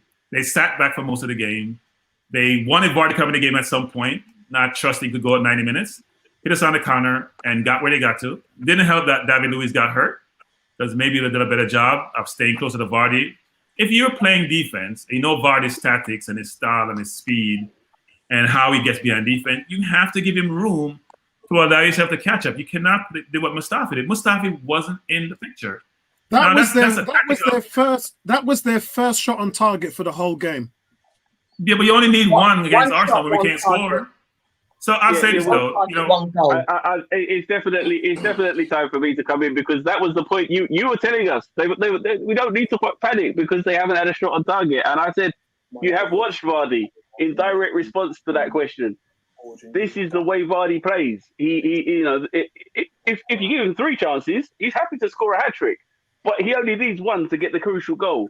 When we're looking at this, I'm looking at this table. I mean, Bertram says that, you know, Ozil doesn't turn up at Stoke. Well, that's okay, because he's not playing in the Championship anymore. You know, so we don't have to worry about Stoke at the moment. But there has been far too many times when he hasn't turned up. I accept that fully. Mustafi is what, 3rd, 4th? He's about 4th choice centre back at the moment. As in, there are at least 2 players ahead of him. I would say 5th. I would say 5th. You know, there's at least 2 players ahead of him, even if we're playing a back 3. Sorry, Mark, I would say 6. Holding is ahead of him, Mari's ahead of him, and so is Chambers. They don't count, guys, because they're injured. It doesn't matter. He's talking about the pecking order. In terms of whether he's in the, you know, how stretched our squad is, it does matter. You know, we weren't on our first choice defence. Or after the point that David Luiz gets removed, we're down to about our 6th choice defence, and that's, you know, that is significant, and it's clear we wanted to get rid of Mustafi. We were desperate to get rid of Mustafi. We didn't manage to get Mustafi. I am not completely sold on the idea that having Mustafi in the squad is better than having Ozil, because whilst I don't think Ozil provides for us in 50% of his games, I think Mustafi is a liability in 95% of his games. And you know, if that's the choice. Guys, we're missing the big picture here. We're missing the big picture. So we can blame the defense all we want. We didn't score a goal in the last 2 games. Let's look at the big picture, which is we're not scoring goals. We scored 8 goals in what, 7 games? 6. I hear you. But Bertram, I'm looking at the table, and we have got 8 goals. There are, 4 clubs with less than that, and most of those have got at least 1 or 2 games in hand over us. So the creativity and the number of goals created is a serious problem, more so than Mustafi being available as our 4th or 5th or 6th choice centre back. We needed additional creative options, and after the window was closed, we don't have the choice to bring in anybody else, but we do have the choice whether Ozil is in the squad for those 50% of the games where he might provide something, or Mustafi is in the squad. There is your choice. You can't sign anybody else, but you can have a player in 50% of the games, and you've got to pay him £300,000 whether he plays or not. So Mark, here's the thing people need to realize. Ozil not being a team has nothing to do with football. I don't care what Arteta is trying to be. Arteta is trying to manage the optics and manage the supposed transparency. He's not being transparent. Look, if you have Gunnosaurus if you have the Muslim situation in China, if you have all these Muslim, he creates his own problem. China means money, guys. I think we're missing the big picture here. That's why you saw Maury from the Houston Rockets, when he opened his mouth and cost the NBA all that money, no one was happy. You're costing you can trade 350 and not producing in accordance with your value, and you're going to run your mouth about some political situation. Bertram, he played 12 games after that comment. We can't really say. No, but you don't understand, Nabil. Hold on. We can't say with any certainty that's why he's not playing. We can't say that with any certainty. He played 12 games after that. It's more likely something to do with the not taking the pay cut. But either way, he played games. Whatever the reason he's being dropped, we don't know. But him being dropped is problematic for the team. Mark is right. There's no one who can. You can't win this debate. It's simple as that. There's no way players like El Neni, who's done decent, players like El Neni or Mustafi, there's no way they can warrant a place, even on the bench, ahead of Ozil. Come on, this is disrespectful. I just said it has more to do with what's happening off the field than on the field. I think you're both right. I think it's a mix of different things that have just a position on the bench. He's got to have a position in the squad. Come on, this is Ozil here. I'm not an Ozil supporter. I don't really care if Ozil plays or not. We were where were we before the restart? Where were we with Ozil when he was playing?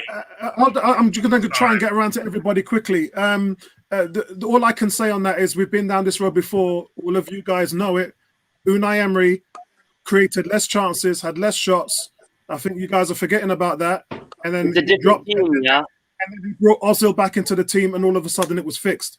Now that's not me making stuff up. Statistically, you guys in here know that happened, and here we are again.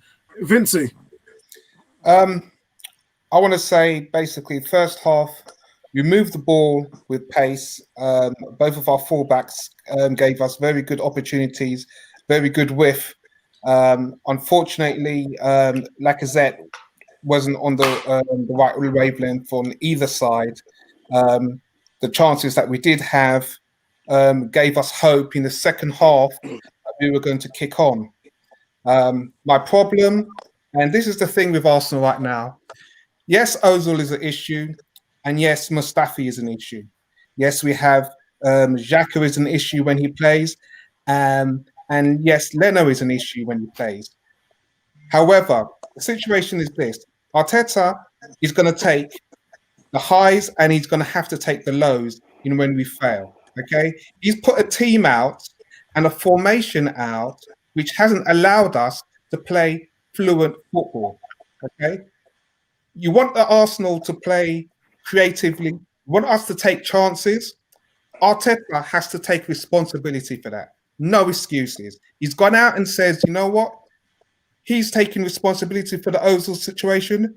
Me as a supporter, he's taking responsibility for our formation, the way how we played today against Leicester in the second half.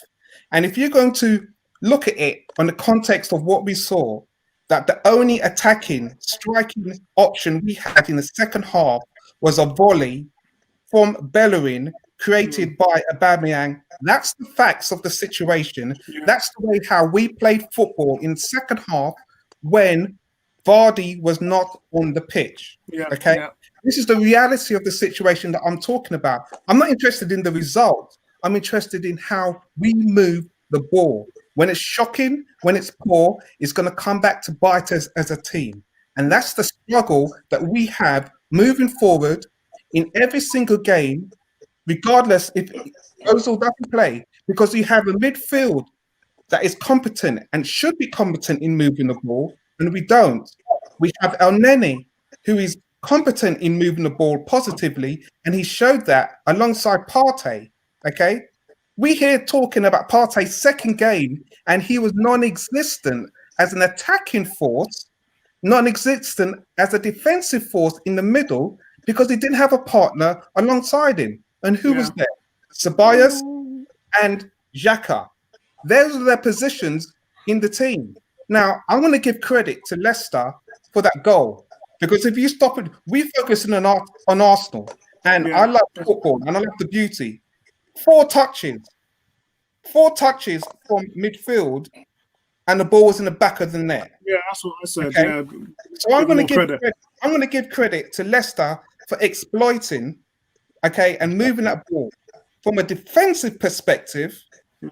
Okay, Xhaka and Mustafi, absolutely shocking. Yeah. Okay, they're supposed to be looking and marking the positioning, and it didn't just happen once. It happened about 2 or 3 times, even after the goal. Yeah, And he could have had 2 goals. Yeah. yeah, and as fans, we're looking for the manager to make changes. Make changes. When you make a selection, you make your starting 11, and your players on the bench are supposed to help make changes in the situation. And unfortunately, we lost our best player on the pitch due to injury. Okay, and after that, there was our creativity gone. That's Yeah. what All right. I'm concerned.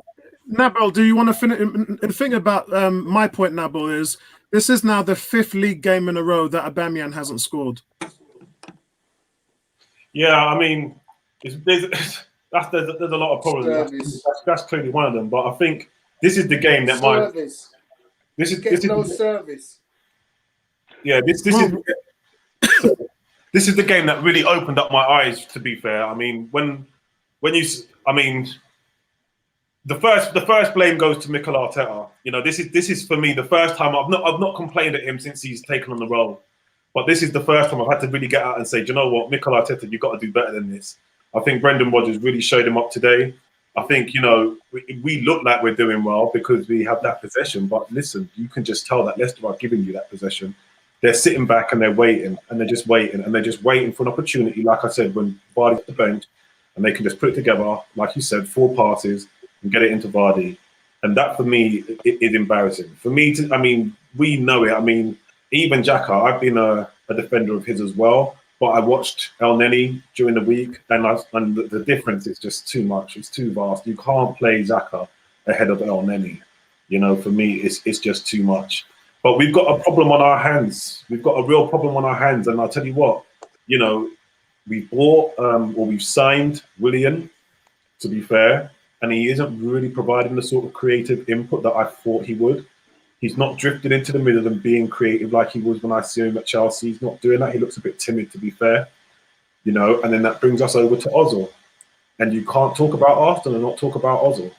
Because the way I see it right now, like I read in the comments, someone said there's a stubbornness that's going to come back and bite Arteta in the bum. And I think there's a stubbornness around the whole Ozil situation.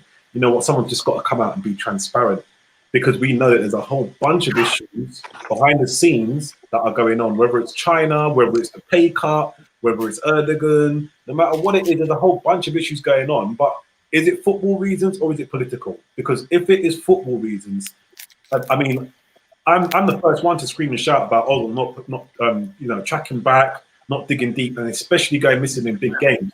But players have their times, they have their forms. You know, you might be like that 3 months ago. You know, sometimes you just got to give a player a run out and let him. It's like what you see with Lacazette. When I saw Lacazette against Liverpool, I thought, fuck that. Sorry, I thought that's it. You know, you've had your chances. Sit on the bench. Nketiah. We've got other options. Let's see who else can have a try. You've got to sit down. But when you see him getting brought back into the team, you think, you know what? We know what he can do. Let's see if he can do it again. You know, it's called chances. And the same goes for Ozil. Like, I need to see that guy. I need to see him giving us chances. This is the sort of game where it's super flat. You know, we need someone who's just going to pick up the ball in the hole, as they call it, float around the hole, have a bit of experience, have a bit of know-how. Just give us 2. Just give us 2 through balls to Thank you. Or Lacazette. Just give us 2. He's the only person in our team who can do that right now, because William has shown that he's not on it. So you've got to give him a chance for the whole Premier League to not even make the bench, because you've got to come out and tell us more about this. It cannot possibly be for football reasons. It cannot possibly be for football reasons. Yeah, because this is the very definition of cutting your nose off to spite your face. And exactly. some Arsenal fans would try to sweep it underneath the carpet like it doesn't actually matter, whereas it actually matters more than anything in the world, because we're carrying 18 million of salary, as well as being one of the most performing creative teams in the league. The statistic that I sent out last week showed that only Burnley and Fulham have had less shots in the league than we have. We are third worst in the league. African Guna, let me come to you.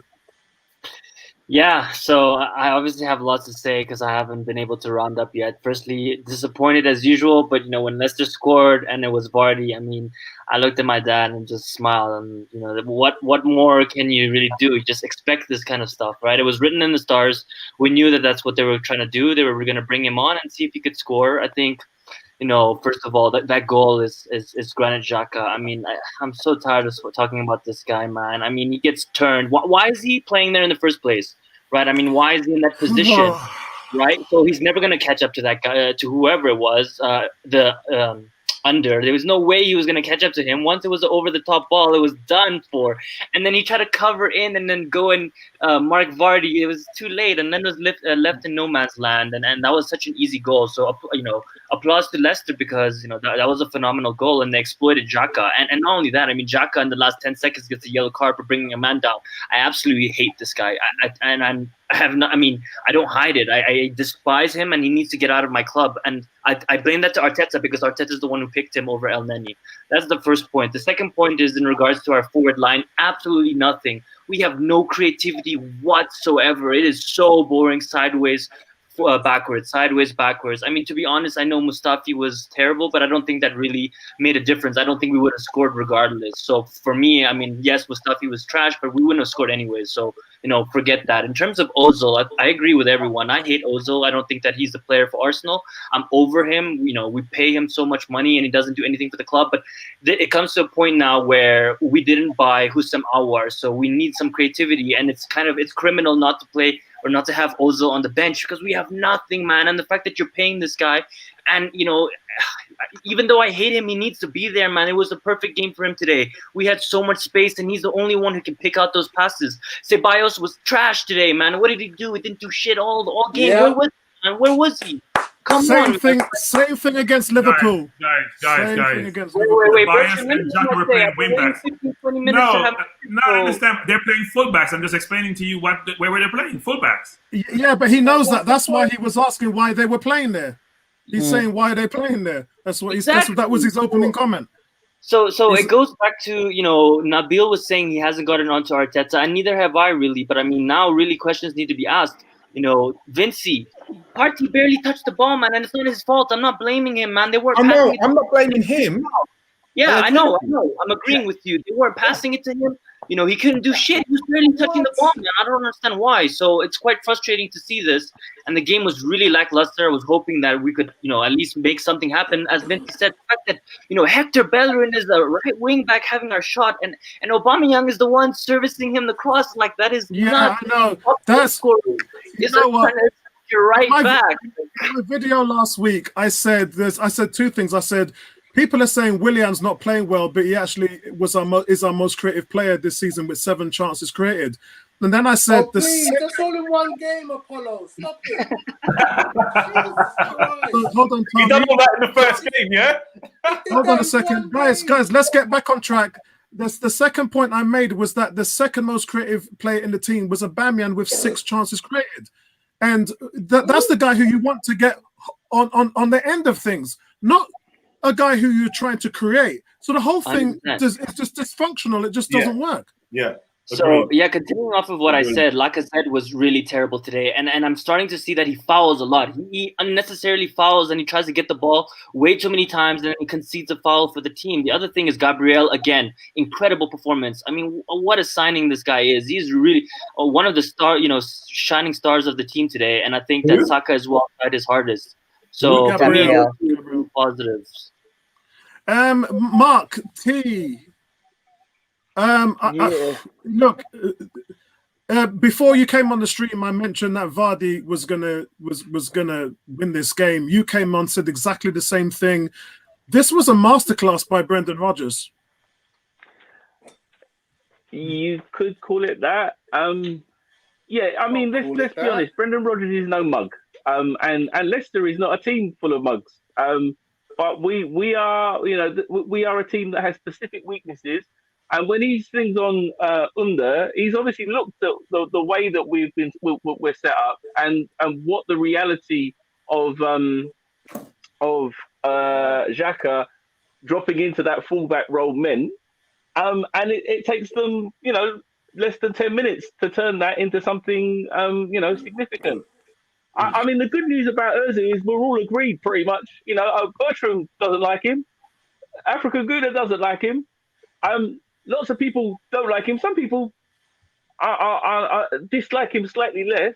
But the reality is we're all convinced that there's no way it can only be footballing reasons, regardless of what Arteta says. It cannot. It just does not make sense. There has to be additional reasons. Now, we might be saving somewhere between 30 and 50 grand a game for every game he doesn't play. I don't know exactly what those figures are. I suspect it makes a difference whether we win those games, which at the moment means it probably wouldn't be making anywhere near 50 grand's worth of difference.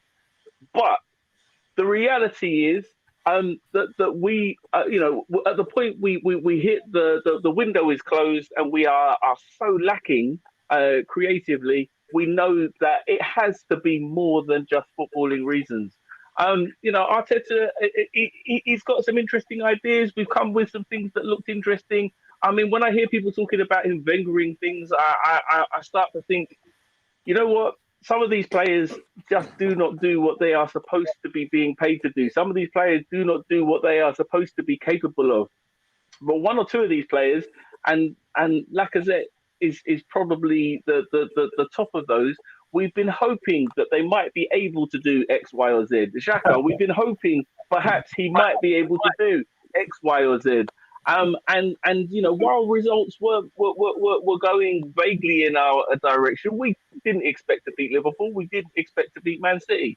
Yeah. While they were going vaguely in our direction, we were able to see that there was a chance that things might go better. Now we've got to say that the optimism has evaporated, and at this point, we are doing what we would expect. We are playing like the mid-table team. We clearly are a mid-table team with one exceptional finisher, a half-decent couple of defenders, and in comparison to the other teams in the middle of the table, we're not all that. And that's hard. As an Arsenal fan, that's a hard position to be in. But I'm concerned that I've been this game has already taken enough of my time. The only little silver lining that I can see to this entire damn day is that I didn't waste $14.95 to go watch it. That's the only silver lining that I can give you, because I didn't, we didn't do the pay-per-view business, and I'm so glad that I had my delayed little stream. But I love you guys. I love Arsenal. It's taken up too much of my day, and my wife is looking at me like I'm a madman. Why am I shouting at my phone? So I'm gone. Have a nice great one, evening. Mark. I appreciate it. I hope you come back on the next one, mate. I hope you come back. Well said. Very well much said. appreciated. And in terms of what he's saying, I mean, middle teams are creating more than us. I mean, even look at the bottom of the table; those guys are creating more than us. And this problem is not going to solve itself. I don't, Neomis is saying if we have a balance in the team, I really don't think it's a balance thing. We just don't have the quality, and that's the issue. We don't have the quality, and until we sign a center attacking mid, that is not going to change. Which is why I say Ozil has to be in the squad, because we don't have anybody else. Yeah, let's let Leon miss. You know the fun thing about all this. I watch Spurs play, and I don't see creativity from Spurs. And you have people talk about creativity, and they seem to think the creativity has to come from the midfield, which is amazing actually to think about football and how football is working in today's environment, where teams are playing a lot of 4-3-3 or 3-5-2. A lot of teams have creativity with the people up front. Yeah. Kane, Son, Bergwijn, all those people are the creative force for Tottenham. Not a midfielder. And Dembele is playing better. And Dembele is coming. And Dembele is playing better, but he wasn't playing last year. And he just. Yeah, because there's no more number 10. I want to go to Neomis because he hasn't had his go yet, and then we'll open it up. I'm not going to do player ratings, guys, because I'm just not in the mood for it at the moment. The way I'm feeling, I'm feeling right now, everyone's just going to get a 1. So I don't want to do that and disrespect everybody. So I'm going to leave it off. If you lot want to do it, fine. I'll open up the floor and you can say what you want. but I'm really not in the mood. I've had a good day. Someone messed. I'm going to try and salvage my day by rewatching the Skins game and having a replay of watching Lewis Hamilton break the record, because I'm not letting this ruin my evening. So I'm going to enjoy myself after this. Neomis. Where do I get started? I mean, first of all, I got to. The reason why we lost this game is really down to individual errors. Part of that is to do with the way how, in my opinion, how I feel how Mikel Arteta has set up the squads, how he has not addressed certain things when they happen at certain times. For instance, Lacazette has a yellow card throughout the game. We know he's at risk. As the game gets on, he gets tired. He stops pressing. Why not bring Nketiah on a lot sooner? What is this hesitant about not bringing Nketiah on? And it's not just in this game, but I talked about it in the last game as well to you all, that there seems to be some type of political issue, whatever is going on with Arsenal. And I get it. Mikel Arteta is in a tough spot where he has to try to make players happy. But I feel like this starting 11 is just all around making certain players happy, whether it's Lacazette, Aubameyang, Pepe, Bellerin, Xhaka. Like, I'm sick and tired of it. If they do not fit the balance of the squad, have them on the bench. Bring El Nene in. We know what El Nene. We've seen him on Thursday. We've seen him play in the league. Start playing the right team that fits the balance of the squad. Now, I do agree with Bertram in that there's a fundamental problem with our forward players, that we do need a type of striker, or at least forward players that are a lot more complete. But I look at someone like a Jamie Vardy. Jamie Vardy isn't a complete forward. Yeah, he is. But what Leicester have done, no, I wouldn't say so. He's one-dimensional. But what Leicester have done is they have built their squad to get the best out of him every single time. And because he's a clinical forward, like Aubameyang, they're able to do that.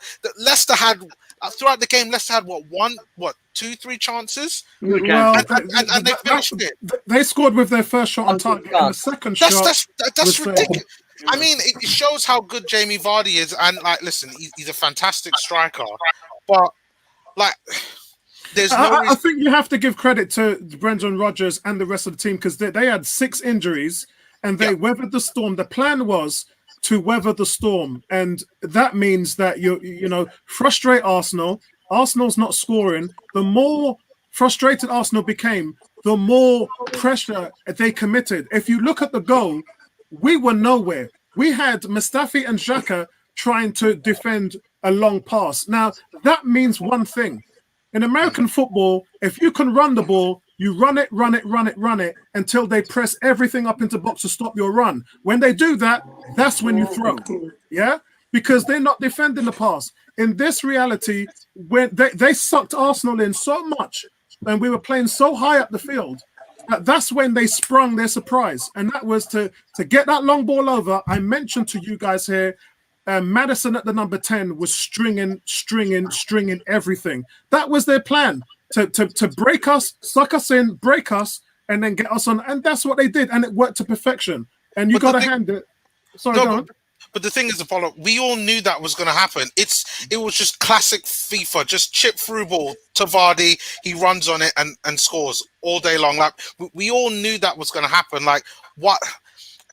Like, we had to have prepared for this. Like, and you know what? I do give Brendan Rodgers like a whole bunch of credit, because you know what? He did get his tactics right. The way how, for me, I felt that he completely nullified Thomas Partey throughout the game. Like, they knew he was the key focal within that midfield, towards whether defensively and like going forward. They made sure that they had enough players around him to pressure him to whereby he couldn't really do anything. So I'm not going to put the blame on him, but I just felt that Arsenal could have done more, at least in the setup sense.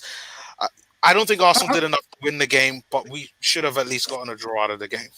I just got one thing to say to you. When we lost against Man City last week, I turned around to you, Bertram and Tony, and La African Guna, and I said, I no longer believe this team can get it done because I questioned where the intensity, the tactics, the team sheets, where has Maitland-Niles been for the last 4 games? Yeah. Right? So I after that Man City loss, I said to you lot, all of you were here, you heard me. I said, I'm done. I've lost faith in what we're doing at the moment because we've gone completely 180 away from what we were doing previously before. This isn't the same team that we saw dominate. When we played Leicester before, when we had the red card and we were 1-0 up and we should have went on to win the game, we didn't. And Vardy scored by going beyond Mustafi. Actually, he went beyond Mustafi again, and that to kick in the free kick. We dominated them. We absolutely dominated them. In this game, nothing. And Man City, nothing. Liverpool, but we dominated them in the first half. We did dominate in the first half. Nothing. So for me, I heard Mark Thomas make a statement there saying his expectations, he's lost it now. I was like that last week. Sorry, Vince, you had your hand up, and then I'll go to African Guna. Basically, please let me. No, the thing is, okay, if you want to not talk about creativity with Ozil, that's fine. You got to look at how Arteta is using the creativity in the team, okay? And let's look at who he selected today. Let's look at how we played for the 90 minutes, and our most creative player went off injured, okay? So you stop and you think, our creativity with, as Bertram says, our most expensive forward line is from defense. What happens when that player comes out? Okay, what does the manager then do to change the formation and how we play? This is indicative of what goes on in training. So I don't think it's a case where we can say, okay, one player coming in and expect Maitland-Niles to make a huge difference to how we're actually moving the ball. We have serious problems as to why I keep saying how we move the ball is going to be how we win games. It's not about scoring 3 goals on 3 points. If we move the ball poorly, we don't stand a chance. And poorly you mean slow as a turtle. Yeah. Slow as a turtle, man. And you're bang on, Vinci. Like, it's not like, Neomis is like, why isn't El Neni starting? El Neni's not going to change that whole game for us. I mean, it may be a little bit, yes, but not as much as we really need, man. So it's a couple players that we need. And Neomis, we definitely prepared for Vardy, man. I'm telling you, we definitely prepared. The issue is you have Xhaka and you have Mustafi, and there's a lack of quality. It doesn't matter how much you prepare, man. They're gonna get roasted because within 5 seconds they turn off and game over, man. Like, that's really what happened tonight. One mistake, game over, and they punished us. Do you know what? Can I just chip in? I don't know if anybody had their hand up before me. I just went to get my phone. Tony did. No, go ahead, Nabil. Go ahead, Nabil. No, go on, please. It's fine. Go on, please. Go on. Okay. So many things are coming to me, right? Okay. Maitland-Niles. Maitland-Niles is Liam Neeson in Taken. I have a special set of skills. If I should need to use this set of skills, you are in deep shit. Yeah? Today was not a day for Maitland-Niles. Yeah? If you come up against Adama Traore, yeah? If you come up against certain players in your opposition team, Maitland-Niles is a dog. He's gonna destroy your dog. Yeah? He's our Rottweiler. He's gonna destroy your dog in your team. I think it was you, Apollo, who said that Arteta don't make mistakes until today. He made a massive mistake at Liverpool, leaving out Gabriel. So let's not forget that. Yeah, I've been talking about that in every video I've uploaded. So let's be honest. This ain't the first mistake. It's not the second mistake. It's actually probably the third or fourth. So he has made mistakes already. Now, I do want to bring. I hate having to bring this squad thing up again, but I looked at the substitutes today, and I thought to myself, "Where's this kid Cedric Soares again?" Yeah. Where is this kid, Cedric Soares, again? He played midweek. According to you, he was fantastic. He was fantastic. I didn't see that. He was okay. First half he was okay. Second half, okay. faded. But I got the question. The question I'm asking is, if this kid is fantastic, is he not at least worthy of a place on the bench? Yeah. I don't get it. Yeah. So well, maybe now. Well, right? You've got this. You've got the same El Nene question there. If El Nene is so tidy, so poised, looks after the ball so well, covers the spaces, and spots out attacks better, then why wasn't he on the field? But at least he's on the bench. True. He's on the bench. But in his defense, I think you know what. We played midweek. Those guys played midweek. So I think in their defense, it's Sunday today. Maybe they might just be showing some signs of fatigue. I don't know. On the bench? Yeah. Well, I don't know. I don't know. African Guna, do you want to read this one out before you have your say? Yeah. Bro, in what world does Xhaka, El Neni, Ceballos get a look in over Ozil? It's ridiculous. Arteta is the problem, not Ozil. Oof, that's a tough one, man. And again, we keep going back to this point, right? I mean, it's more than just what we know. It's more than footballing. It's a mixture of different things, right? My point with the Ozil point is I agree to everything. I don't think he should be in the team, but because we didn't buy someone to replace him and we don't have anyone else in the team that can do what he can do, and we're clearly lacking creativity, it forces our hand that we have to have him at least on the bench because we have nothing else. And in regards to the larger problem is we have played one good game in the PL all season. Yeah, the first game. Let me repeat. We have played one good game against the worst team in the league all season. Rapid Vienna, the team we played should have beaten us. You told me they only got one or two choices? No, they got like 6 chances in that game. And clear, And now you've brought. So let's talk about. Go ahead. Now you've brought that point up. D has been talking about this every week. We did a prediction. I did a video with all of you guys, and we said how many points we're going to get in the first 10 games. I had this game down as a win. That means that we are in real trouble because I don't think we're going to beat Man United next week, and that is game 7. So. We had 18 points, me and you, Bertram.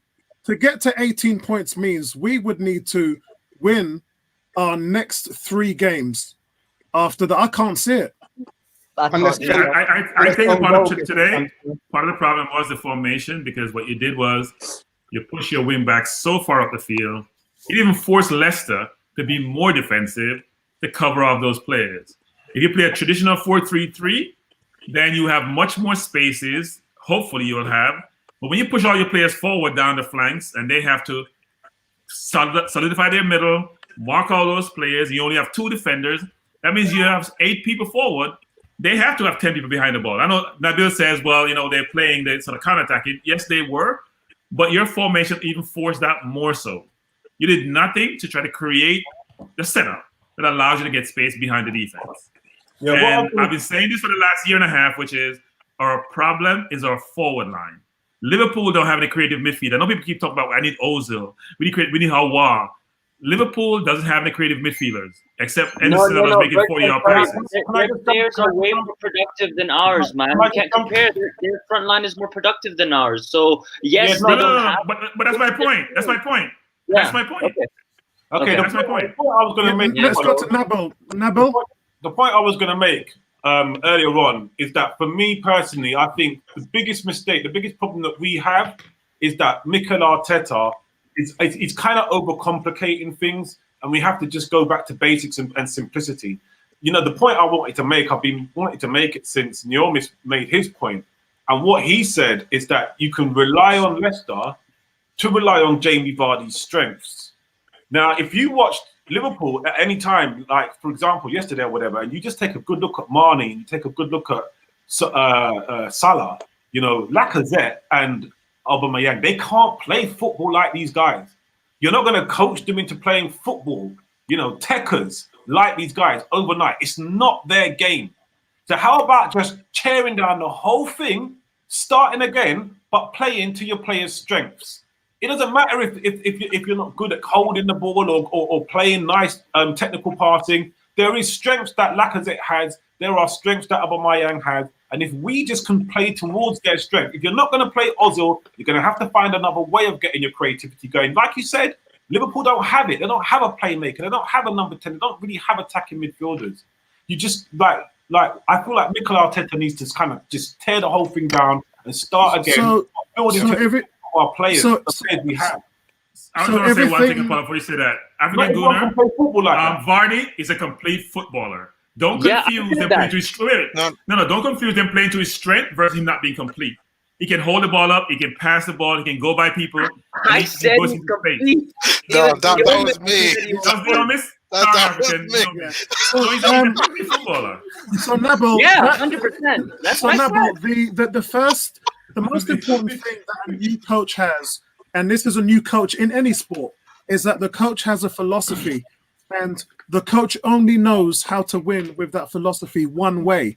And the biggest problem they have is when you come into a team and you try and change that philosophy and realize the problems that you're dealing with are so bad, you spend more time putting out fires than you do implementing your system. Over the last 2 or 3 weeks, what we've seen is Arteta has got to a stopgap point where he said, all right, enough with 3 at the back. Now is the time to implement the back 4. And since this has happened, it has been absolute pandemonium. And I don't know why at some point he's just said, look, let me just stick with what works, because now's not the time, because I've still got a lot of players. Yeah, parties just come in, all these different things. That what he's done is it's almost like he's tried to just innate his way, and it's just not working. I really have no clue what's going on the field, and I analyze games for a living. I do that all the time. I rewatch games, look at the angles, look at positions, look at tactics. I got to tell you, I'm lost, and I'm not trying to embarrass myself, but I will admit when I can't see certain things. Now, some of you lot might be able to add something to the mix, but from what I've seen, I don't know what's going on the field. Sometimes, when you have quality, you win despite your manager.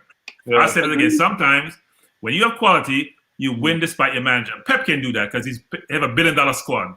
Liverpool can do that because they have exceptional players. We don't have that luxury to have the tactics not being sufficient to, allow us to win. I keep saying this. Guys have scored 8 goals. I don't care what anybody says about defense and what we did today. We didn't score against Leicester. We didn't score against City. We scored 1 against Liverpool. We scored 2 against Sheffield. I mean, it's ridiculous. It is, but I think you hit the point on the nail when you said, guys, let's not forget we finished 8th. What that means is, guys, and I've said this throughout the whole summer, you cannot change a team's fortunes in one transfer window. You just can't do it. No team has. Not even United with all their money, not City with all their money, Chelsea with all their money. No team has changed their fortunes in one summer.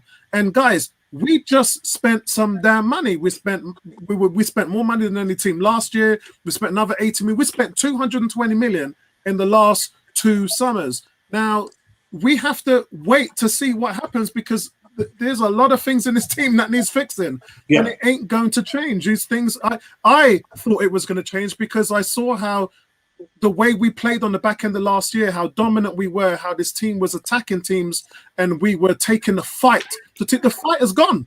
There's no fight in that team.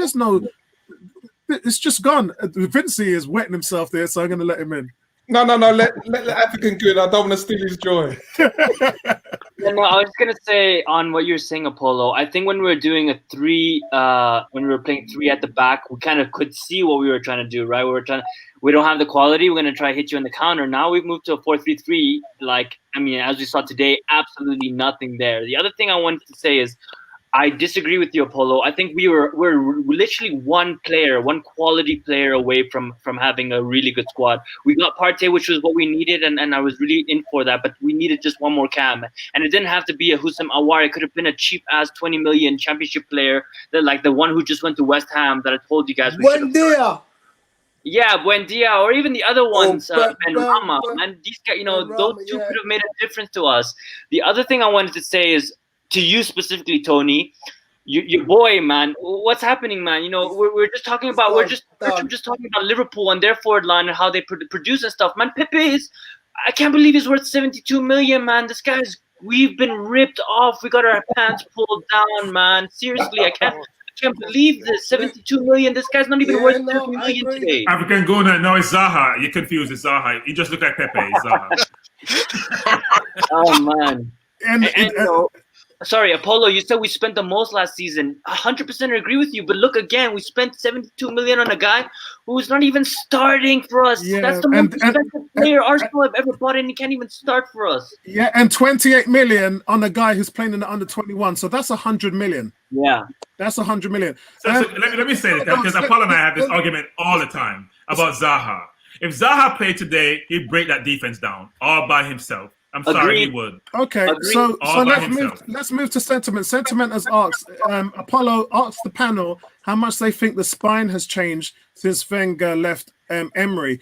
If you check out my upload video yesterday, I talked about the new spine, so that's something you might want to take a look at because there's some quite interesting statistics there that you might want to pick up. But does anybody want to take that question? Because I've already answered it with the video. I'll take the. I think the I spine. get my hand up first. Oh, go ahead, Tony. Go ahead. Yeah, no, just listen. The players that we have got in our spine are far superior to the players that Wenger left, that Emery inherited, and Emery left, or Lundberg inherited, or Lundberg left. Business-wise, as far as spine is concerned, we have a better centre-back. We probably have 3 better centre-backs than we've ever had or for a long time since Sol Campbell and Kolo Touré. Yeah? Please name them. I'd like to hear. I will. Gabriel. Yeah? Mari. We haven't seen enough of him. Okay, but we got them. Okay. Yeah? We got Thomas Partey. Yeah. We have not had a player like that in our centre midfield. Okay, I'm gonna overlook and a goalie because there's nothing I can do anymore about that. He's gone. Yeah, well, we know what happened to that. We know what happened in that situation. Yeah, Leno was not responsible for us losing today. Agreed. Yes. Okay, let's forget that.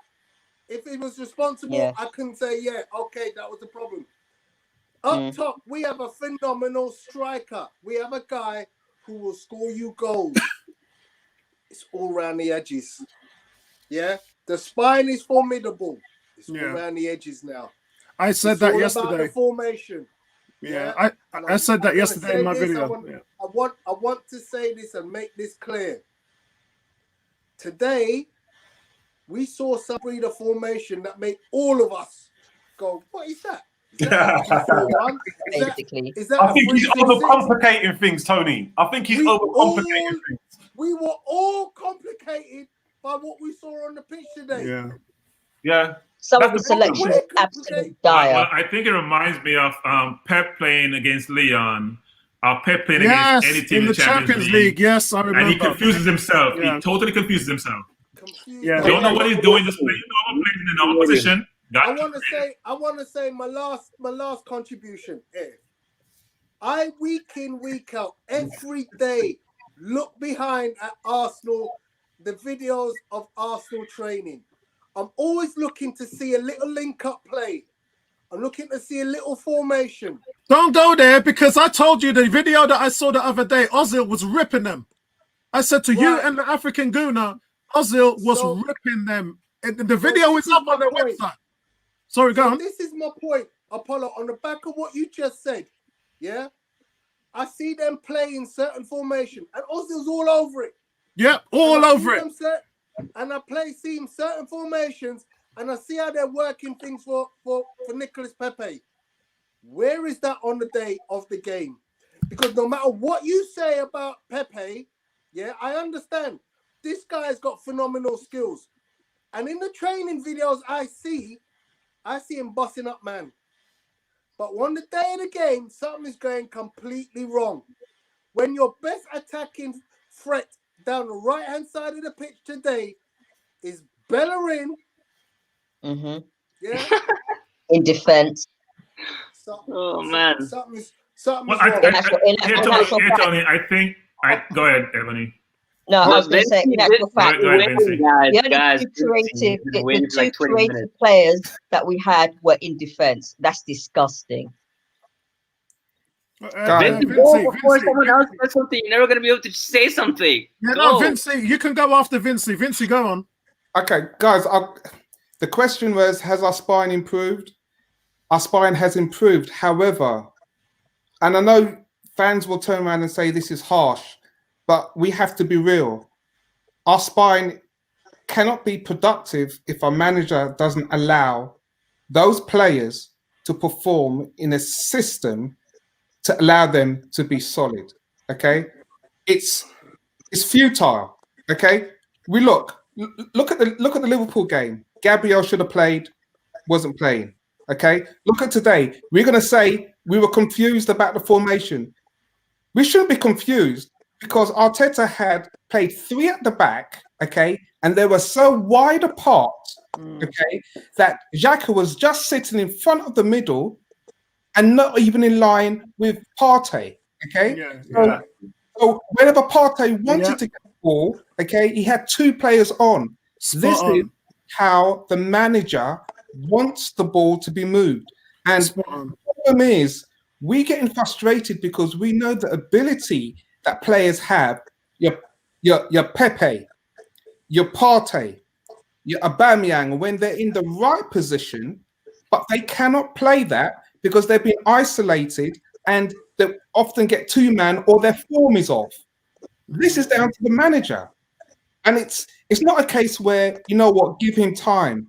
Yes, he's going to get time, but you still have to make progress each week with how we move the ball. So everyone's calling for Ceballos to play, okay? He's playing alongside Partey and Xhaka in midfield. And to me, he didn't go forward enough. Yeah, he didn't go forward. And it was, who was it? Was it you, Bertram, that mentioned when you are an attacking midfielder, your job is to go into the final third and support, make the late runs, be an option. I had a go at Lacazette at not getting on the end of those those four balls that was played onto the 6-yard line. But that's something Ramsey used to do all the time. So if you're Ceballos and if you've got Xhaka and you've got Partey behind you, you don't have to think to yourself, but Xhaka was playing left back. So guys, so, you're missing the game.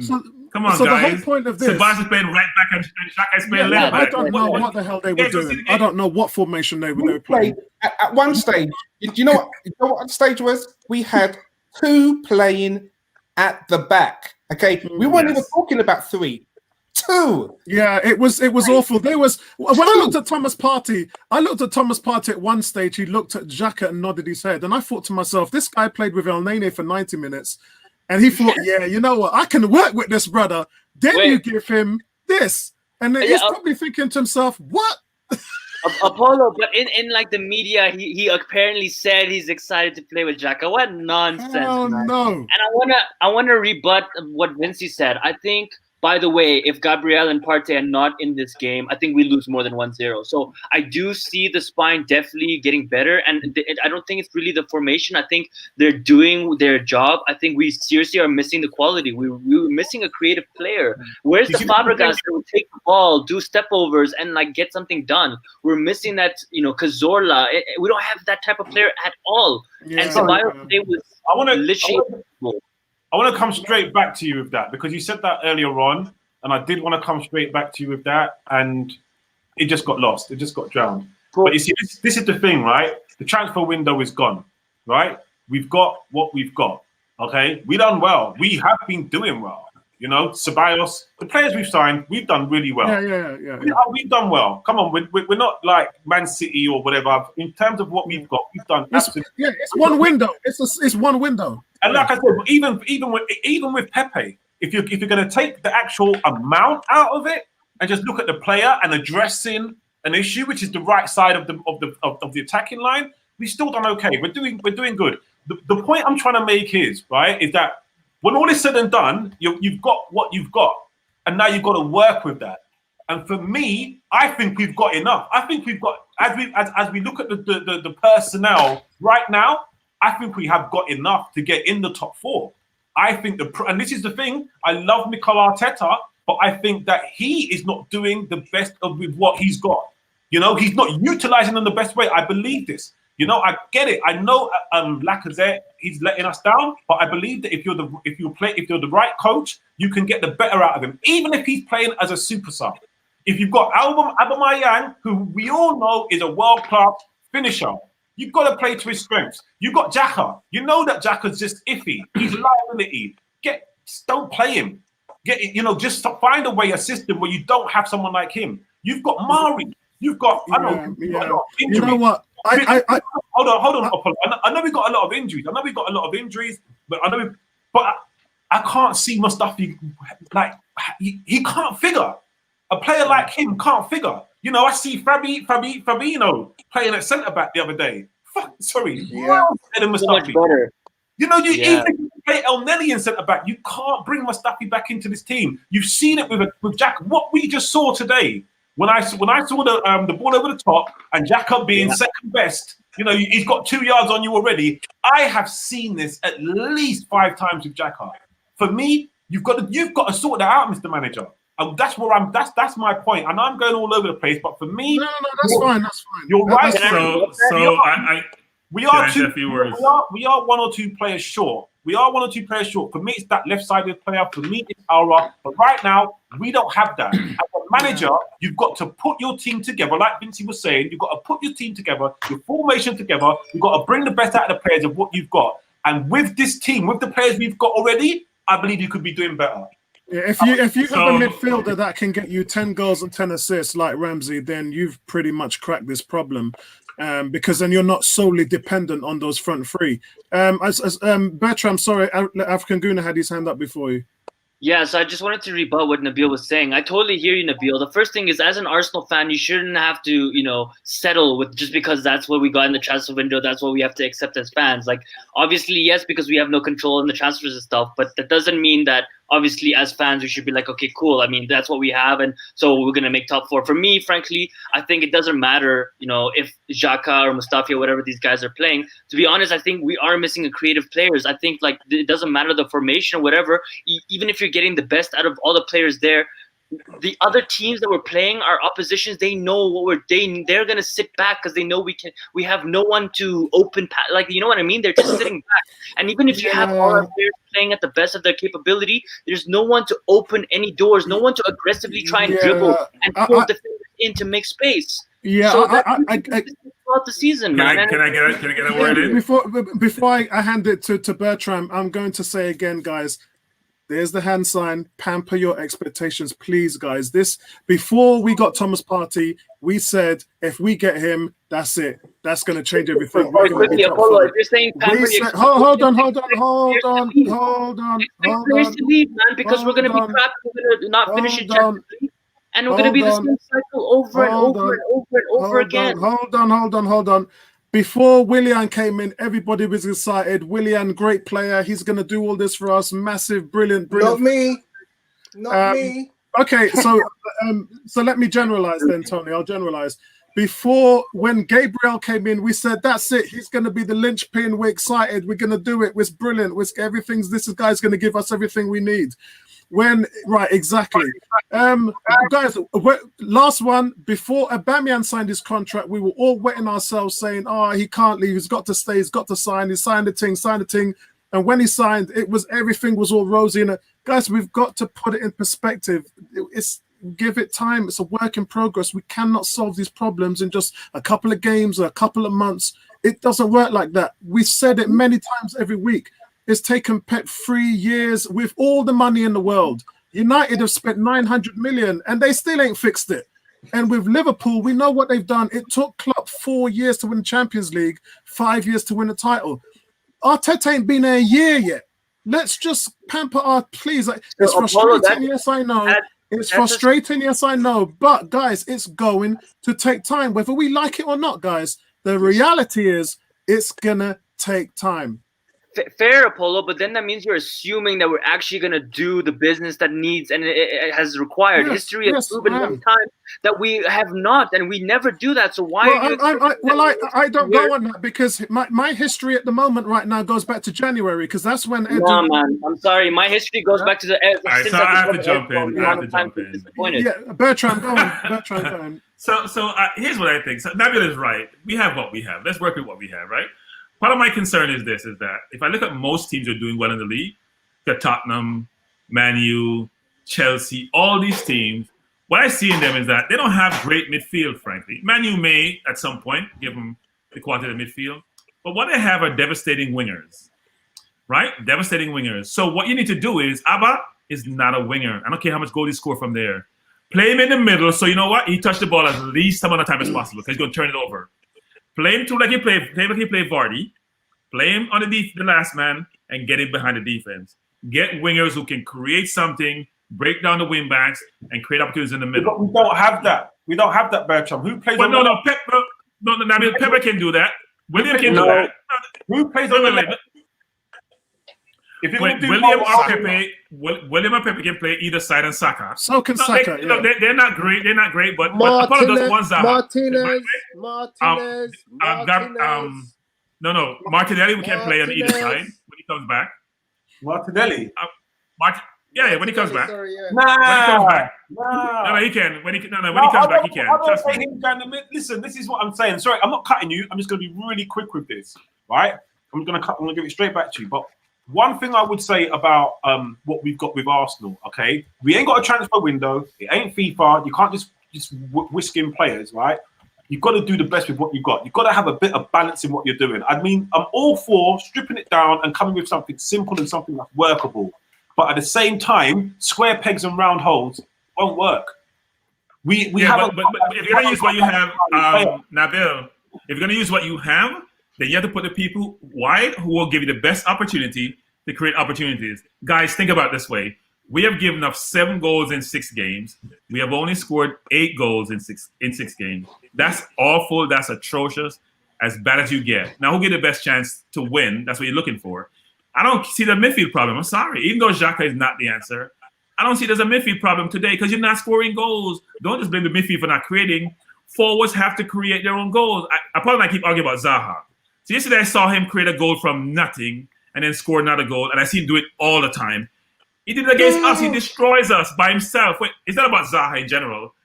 Maximum wingers, Son, Salah, Mane, Rashford, they all do this. We don't have that capability. We've spent 74 minutes for Pepe. We thought he could do that. He doesn't do it as much as he should. How do we set up? Tell me, just a question for you, real quick. How do we set up based on what we've got? Give me the formation and give me the players based on what we've got. I'm not a big fan of 3-5-2-1. I'm not into that. I'm into 4-3-3. I think you use the back four of David Luiz and Gabriel, Tierney left, Bellerin right, with Leno. Don't talk to me about Martinez. He's not here anymore. In the middle, you have El Nene, Ceballos, and Partey. Ceballos played in front of El Nene and Partey because they're 2 defensive midfielders. And up front, you have Saka, Pepe, and Aubameyang in the middle. That's your team. Because William is not playing well, and like I said, he's not playing well, and Nketiah is not the answer. So the question was directed at me, so I'm going to answer it very quickly. I really don't give a damn what your formation is. You got to have players performing wherever you put them. Yeah? You have to have players perform wherever you put them. Now let's get this right. Aubameyang does not work down the left-hand side. Today we tried him on the right-hand side. Yeah, he was on the right. Either. Yeah. Lacazette is not the answer up top. So no matter what system you play, whether it's 4-2-3-1, whether it's 4-3-3, whether it's 3-5-2, whatever system you play, if you aren't using players where they're supposed to be played and getting the best out of them, the next player I want to talk about is Ceballos. Yeah, because we was all very happy that we got Ceballos back. And that's what I just said. Not me. Not me. Let me finish. At the end of last season, we seem to be getting a tune out of Ceballos. We all thought, hang on a second, Mikel Arteta has sussed this kid. Yeah? And I actually was happy that we brought him back because you know what? we ain't got nothing else in the midfield. Yeah. Yeah. But let's be honest, he hasn't played a tune this season. Yeah, thank you very much. I said the same thing. We're seeing against Man City. I think that's a bit harsh. I think that's I would never have brought him back on a loan. I saw nothing last season to warrant us spending that money on that player for us moving forward based on who we have as our youth players coming through.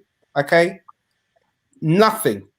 Yeah, Vinci, I think it was more to do about us not having the money to go out and really get somebody. We were really thin. In the fact that a short-sighted mindset. Well, it can't be if you've got rid of Guendouzi and Torreira and you're literally down on your bottom, and you've got no Ozil, then you've lost 3 players from your squad straight away there. Apollo, I can't accept that. I can't accept that. You couldn't accept it, but Arteta was in a position where he needed the numbers. No, you can't say to me, okay, that we are not going to get a better attacking midfield player than Ceballos based on the fact that of finances. So that's the reason why we brought him back, but we're not going to use him in that position. As a fan, I can't accept that logic because it makes no sense whatsoever. Just because, Can I just say real quick? Let me finish. Let me finish. Just because we brought him back on loan again is not a sufficient answer. Yeah. It is not a sufficient answer. Yeah, I agree. Yes, of course it isn't. Yeah, but he was so short and desperate that's why he's back. For me, the plan is to, and why I'm confused right now is because I expected Reece Nelson, and Smith Rowe to play on Thursday. Not only did they not play, but where were they today? I mean, we all know what Smith Rowe can do. We all know what he can do. Yeah, but this is scouting. This is scouting, and this is management planning from a club. Okay, I cannot accept being told that, you know what, we're going to bring back Ceballos based on last season's performance, and we're going to stick him in a game like we played today this season, and I'm supposed to accept that. So who else? I'm not really sure. I'm not really sure what you mean. Hold on. Go on, Abel. Let me just right. So this is what I would have said to Bertram. Bertram just gave you a good 4-3-3, right? You play that formation, how it works. You play that system, how it works. In my opinion, I think you got to chop and change. You've got to try different things. I've seen Mourinho do it. I've seen Ferguson. Yeah, I said that this week. I've seen all the best managers do it. Just keep chopping and changing until you get it right. Yeah. And what I would have gone with, I want to see us try. I want to see us try with the players we've got now, because I believe that we've got enough right now, because we're not playing FIFA. The transfer window is closed. We ain't got a big briefcase full of money. Based on what we've got now, I can see obviously Leno in goal. I can see Bellerin. I can see Luis. I can see Gabriel. I can see Tierney on the back four. I can see and I'm playing 4-2-3-1, and I can see Thomas Partey, right, sitting deep alongside Ceballos. Ceballos trying to do the Cazorla role, the way Cazorla used to play in a 2, right? He can break up the play. I've seen Ceballos break up the play. He does it well, right? He can break up the play. He intercepts. He reads the game well, and he's got a nice little pass on him. He's no flipping number 10, but he can play in that role. Ahead of him, Saka, there's no one else to play on the left. You've got to give it to Saka, right? You've got to play Willian or Ozil in a number 10. You give Pepe his shout on the right, or you give Willian his shout on the right, and you play Olber up top as a lone striker. You've got to try it. You've got to. I'll take that as well. I can't believe we have this. Sorry, just to say to you guys, because everybody keeps talking about we're 2 players short, we ain't got the quality. Bollocks, sorry to swear, but it's rubbish. That is quality. When you play them, when you don't think about square pegs, round holes, everybody's playing in a position that they're comfortable in. Partey can bring the ball up. Ceballos can bring the ball up. You can't tell me Ozil can't play in a number 10 with these guys around him. And if he can't, then you can drop Willian in. Nabil, you're asking for everybody to be comfortable in how they're playing. We have brought somebody back on loan who is not comfortable in that system and how we are playing him. He hasn't played the one in the system that I've just said. No. Yeah, because he's more of a number 8, isn't he? He's an attacking forward player, and we're not playing him like that. This is my point. This is my point. We are constantly talking about square pegs round hole, okay?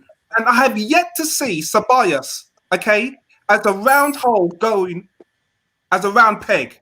I haven't seen it yet. Well, I said to Bertram that we badly need a midfielder who can get 10 goals, 10 assists in a season. And Cazorla did that. Ramsey did that. Arteta, to a point, had 8 goals, 9 assists. Arteta was brilliant at free kicks and penalties as well. But the point for me is, in my preview I uploaded on YouTube today, I named exactly the same team that Nabil did. The difference was I had El Nene in there instead of Ceballos. Outside of that, it was pretty much the same team. I'll take either one. I don't mind. Yeah. And then he's tidy. He's in that. I'm just thinking about in that shape with those types of goals. No, I think for Ceballos to be effective. And then I'll talk about the creative. We're missing that. And then I'll talk about the creative midfielder who comes in like the Ramsey Cazorla. I actually had Saka playing because every time Saka's played at that 10 role, he's been really good. But we just haven't been putting him in today. He wasn't in that role. He wasn't in that position. The reason why I would put Pepe on the left. I would put no. Okay, all I'm going to say is I would put him on the left. Guys, all I'm going to say is this. See, Apollo, you're being very adventurous.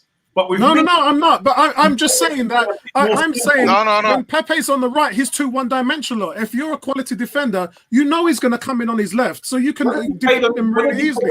I have never seen him. Guys, all I'm going to say is this, okay? We want our young players to develop and progress for us to spend wisely in the transfer market, okay? We are going to play Ceballos, okay, this season, and I'm going to tell you now. You're going to look at the progress of Willer. You're going to look at the progress of Maitland-Niles. You're going to look at the progress of Emil Smith-Rowe, and you're going to ask questions when they're not getting enough game time. Yeah, I've said this before. Okay? We have to be careful and mindful of what's gone on before. We've kept Ozil, okay, and he's not playing, okay? Right, we've gone out and bought Willian, okay, and he's in and out of the team. We seriously, this is all part of the challenges that I've said that Arteta's going to have. It's a tough job. It is. He's in a position, and he has to make the right decisions in these areas. I think what goes against them, before I come to you, Bertram, what goes against them is I talked to Tony and Bertram on Monday, and I said, when Thursday comes, I'm expecting to see Reece Nelson, Smith-Rowe, and because that rotation is a key part of developing your players as well as trying to find a new balance. We haven't got no balance. We don't know what our best set is at the moment. So as Nabil said, keep rotating, keep playing until you find that combination. Now, what disappointed me is, look, some managers, Mourinho, for instance, he plays his best team in it doesn't matter whether it's FA Cup, League Cup, whatever, Europe, Champions League, whatever. He plays his best team all the time and he burns them out. And players have complained about that. With Arteta, he's approaching these things in the same way. He's saying, it's something we got to win. I'm going to play my best players in the FA Cup. I'm going to play them in the Europa. So the players we're talking about, for me, you all know, I'm a big Reece Nelson fan. Bertrand will tell you, Reece Nelson's got the skills to go past players. He's got that ability to do it. He can change games. He can create, yeah? The last game he played, he was the best player on the field, and that was when we beat Leicester. Funny enough, it was Leicester City that we knocked out of the cup. He was the man of the match for me. Where was he on Thursday against Rapid? Nowhere. Where was he today? Not even on the field. So these questions have to keep coming up. I get it if you're trying to find the combinations, and as Nabil said, no more square pegs and round holes. But give some guys a chance to do their stuff. Otherwise, you're not developing Smith-Rowe. You're not developing Willock. You're not developing Nelson, and you're not developing Nketiah. Bertram. I do think people have to be fair when you pick a team. So, for example, I haven't seen El Neni get less than a 7 in any game this season. Now, I'm not sure you drop a player who gets 7+ every single game. Last time I heard AFTV gave him an 8 in the Rapid Vienna game. At least your troops didn't give him an 8. And they're pretty saying that he's a donkey. A lot of people think he is. But they're not changing their view. So if a player gets 7 every game, why would you drop him? Aubameyang gets 4 and 5 every game. Now, it's heresy to think about dropping Aubameyang. But if he doesn't score, he doesn't produce. Now you're going to say, if you drop him, man, who is going to score? I don't know, but you know what? He's not producing. I'm frustrated with people have this biased view in life, which is you have a reputation and it carries you through half the season, then you're out of the race, and then what do? You have to play the best team, your chance to win. No, Tony, I'm not saying you drop a Aubameyang, but I'm not saying you drop a Aubameyang, but I'm saying you got to play in a position where he's not hurting the team. He hurts you on the wing. He can't beat up nobody to save his life. He can't create. Look, he gave Bellerin a chance today, right? Bellerin didn't made a good attempt, but that's not normal. Your wingers have to create chances for your team. Playing the team is going to put you in the best position to win. Let me go to Neomis and then Ebony. I mean, the thing is, the point that you guys are talking about is the same point that I made in earlier on, in regards to giving players a fair chance. Like when you were talking about giving Reece Nelson and Willock a chance, because right now this attacking setup isn't working. I don't understand why the younger players aren't getting a chance. I think it's very weird. Again, like I said before, I do think that there's some type of internal politics that's going on, or something culturally is going on wrong internally, whereby these younger players aren't getting a chance, whereby that we normally would have seen with the traditional Arsenal side. I hope things change at some point, and because that's all I can really do right now. I'm in a pool of frustration. I on this stream, I've not even really been myself, just because I don't even know what to say. You know? Yeah, that's why I said we're not doing player ratings, bro. Because I'm blown up right now. I'm gonna watch me some Lewis Hamilton and enjoy some success. That's what I'm gonna do straight after this team, because this is bullshit. Yeah. The last week when I said to Bertram and Tony, this team, as far as I'm concerned, everything we thought that they were, they're not. And no. Stop there. See, that's what I'm saying. But I don't want us to get carried away with this. And this is the thing that I'm talking about, right? The players we have are good enough right now. We are not going to just draw. Sorry, Ebony, I don't want to take any time from you. We're not going to just draw in these players, these Auras, these Zahas from out of our backside. It's not going to happen. The players we've got right now, Mikel Arteta needs to stop flapping around and just simplify things and get a nice solid formation and just utilize the players in the right position. We can do it. Those players are good enough. I just feel like he's overcomplicating it and the players can't deliver. Right now, we've got enough in this squad to do better than what we saw today. Ebony. All I'm going to say is that, you know, we don't need to go out and buy any players. You know, as Nabil said, you know, we've got enough in the squad already to actually be trained to do what Arteta wants to do. It's just that Arteta needs to know his best 11. And today he did not play his best 11. Particularly, and I will say this, I've said this so many times, you cannot play Xhaka and expect a win. I'm sorry. You can't. Especially against a team like Leicester. It can't be done, especially with the mistakes that he made, i.e. today. So, you know, in order for us to actually go forward, you know, he's going to have to start playing the likes of Emile Smith-Rowe. He's going to have to bring in Reece Nelson again. You know, he has to stop. He has to stop making these substitutions late. I have to moving forward. He's going to have to do that, because if he continues to do that Wengerism, he will find himself. He won't be in a job next season, as I said earlier. So, you know, for me personally, we've got enough players within the youth academy. Start implementing some of them, start training them, start getting them in. We're fine. I gotta say, I don't think that's the answer. Tony, it might not be the answer, but last year your veterans let you down, and the reason why you saw a Saka, a Martinelli, a Willock, and all these guys, Nketiah, the reason why you saw them playing is because the guys who was the veterans, the leaders in the team, weren't doing their job. They got every sack. Okay, but let's work this one out. Last week we went to Man City and he played Willian as a false 9. Who fucked up there? Yeah. And then he left Gabriel out of Liverpool. I know, mate. I know. And then on Thursday, when you were looking at making something dramatic change, you had Reece Nelson on the bench. Yeah, and you he put could have played him on the 94th minute of 95. Like, What was you thinking? And this is what I'm talking about. You know, these late substitutions, they're not in our best interest. If you're going to make a substitution, do it either do it during half time. Playing on the left wing. Do it during half time, or do it I'll say one thing about actually. 50 minutes. I do think when you're managing games as a manager, you need a very strong second person, your assistant, to sometimes help you consider where you are in the game, what changes you made, and help you. Because as a manager, you're so involved in the game, trying to provide instruction to your player where to go. Sometimes the time passes, you don't realize it. Yeah. So you need somebody strong, like Pep had at Arteta say, look, Pep, think about it. We're in the 60-something minute. You know, Sterling's not playing well. You got to rethink this and rethink. And then the idea bounce off you, allow you then to make a more informed decision.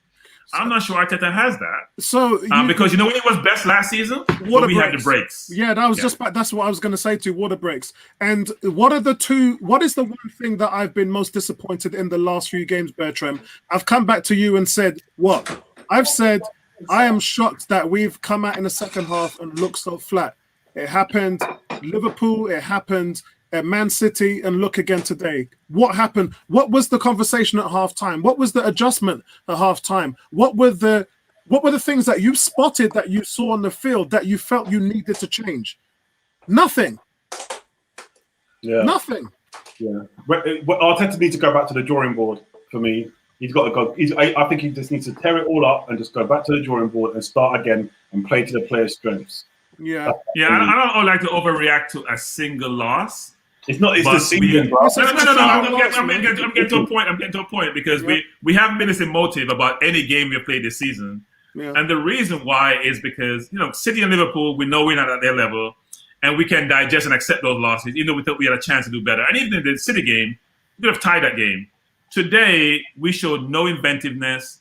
We couldn't break down a team which was missing half their first team players, and it was very frustrating to watch this whole thing transpire. And sitting here thinking, first of all, you got the formation wrong, you got the team wrong. And up front, I'm going to say this again for the 100th time, 8 goals in 6 games. I don't know what to do with that forward line. I'm sorry. I'll catch it up on the Facebook page. Yeah, guys. Any more last comments? I'm about to shut this thing down now because I've been. Were we not saying what you just said, Bertram, about the Man City game? When this is the best chance we'll ever have to beat them. Half their team wasn't playing. Forget all of that. That's done. That's done, bro. That's done. Guys, I've been sitting in this chair since 5 o'clock. It is now 10:42. I don't think I'm actually going to be able to stand up morning. Yeah, when this stream finishes. So I just want to thank the panel, and I want to thank you guys in the chat. 50 people watching. Hit the like button, guys. No donations today to the channel, which is strange. Come on, guys. Not after today's game. Support your channel. Hey, listen.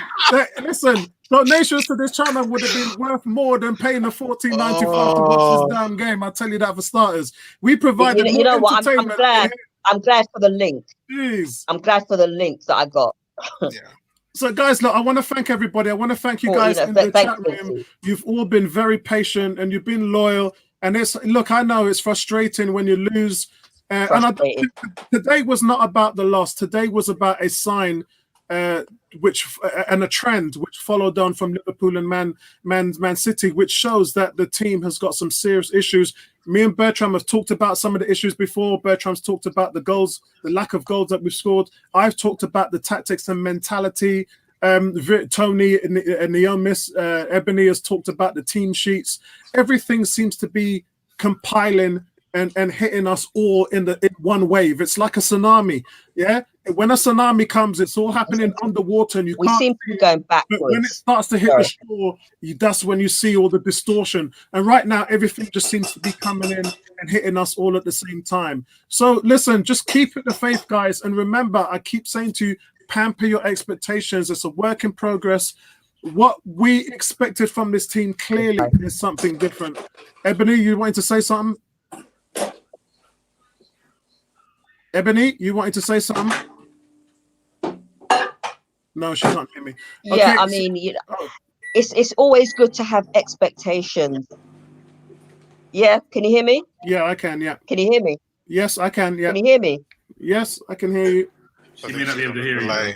No, there's We just a can hear slight, you, hear me now? Ebony. there's a slight delay. Yeah. Yeah. We can hear you, Ebony. She's Okay, frozen. right. Okay. The thing is, all right. The thing is, I don't think we should lower our expectations. I think he's frozen. No, we Right. can I hear don't you. think Carry we should on. lower our expectations. I think, we need to, aim high. But sometimes, does the manager have the expectations that we have? Aiming high is only going to disappoint the fan base when the results don't start coming in. Yeah. For me, as I said, aiming high is only going to create a false precedent of what this team is achievable, is able to achieve. And I don't think that that's a smart thing when we know that we got so many problems. I think that we need to set ourselves achievable goals. And I think we need to be smart about it and understand where this team is. These guys have barely been in a year, and I keep saying it's taken years to get to the level of the Man City and the Liverpools. That's taken years, not months. And we're in a project so far that has taken months. And we just got to be patient and be realistic with ourselves and set achievable goals and expectations. And I don't think as a fan base we're doing that. And I think if we did, we'd be far more smarter in terms of the development of this team. I will say this. For fans who like the purity of the game and the purity of which Arsene Wenger has instilled within Arsenal, I think there is a high degree of realism in how fans want Arsenal to play and what they are looking at in how we are playing. Fans who expect us to finish top four, win the league, win the Europa, that's all here and there. But for me, my expectations have always been how we move the ball, how our confidence is, because opposing players will look at that. They're professionals. They know when a player is not comfortable on the ball, they're going to put pressure on that player who's not comfortable in that ball. They know if you're one-footed, they're going to, if a good player is going to force you on your bad foot. So this is where the manager has to be smart in how he's really positioning players. And we have to know that he should be picking players based on form, but also the opponent. And this is the key thing we talked about today. It was a perfect opportunity for us to improve on our midweek result. Yeah.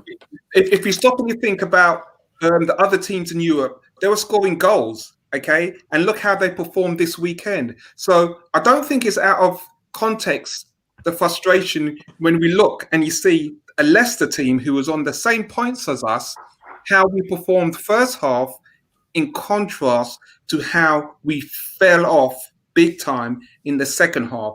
And again, this is what Arteta has to manage effectively with his substitutions and formations week in, week out. That's all I've got to say. That's all I want. Okay, guys, that's it from us. And everyone said their piece. So, look, we're still ahead of Spurs. And that's all we need to worry about. There's always for a a saving day. grace. For a day. That's not the point. Not come Tuesday. Yeah, It's not a trophy. I'm looking at the table here, and Wolves, Palace, Southampton, Leeds, all these teams are ahead of us. It's astonishing. That's where we are, guys. That's where we are. So, guys, listen, that's it from us. Thank you, everybody on YouTube. Chin up, man. Chin up. Thank you, everybody on Facebook. It's been a long one, guys, and we've had a lot to talk about, and I really appreciate that. The panel appreciates you guys. Thanks to the panel as well, holding it down. And I speak to you guys soon, man. Take care. Right back at you. Peace, man. Peace. See ya. Respect. Love all.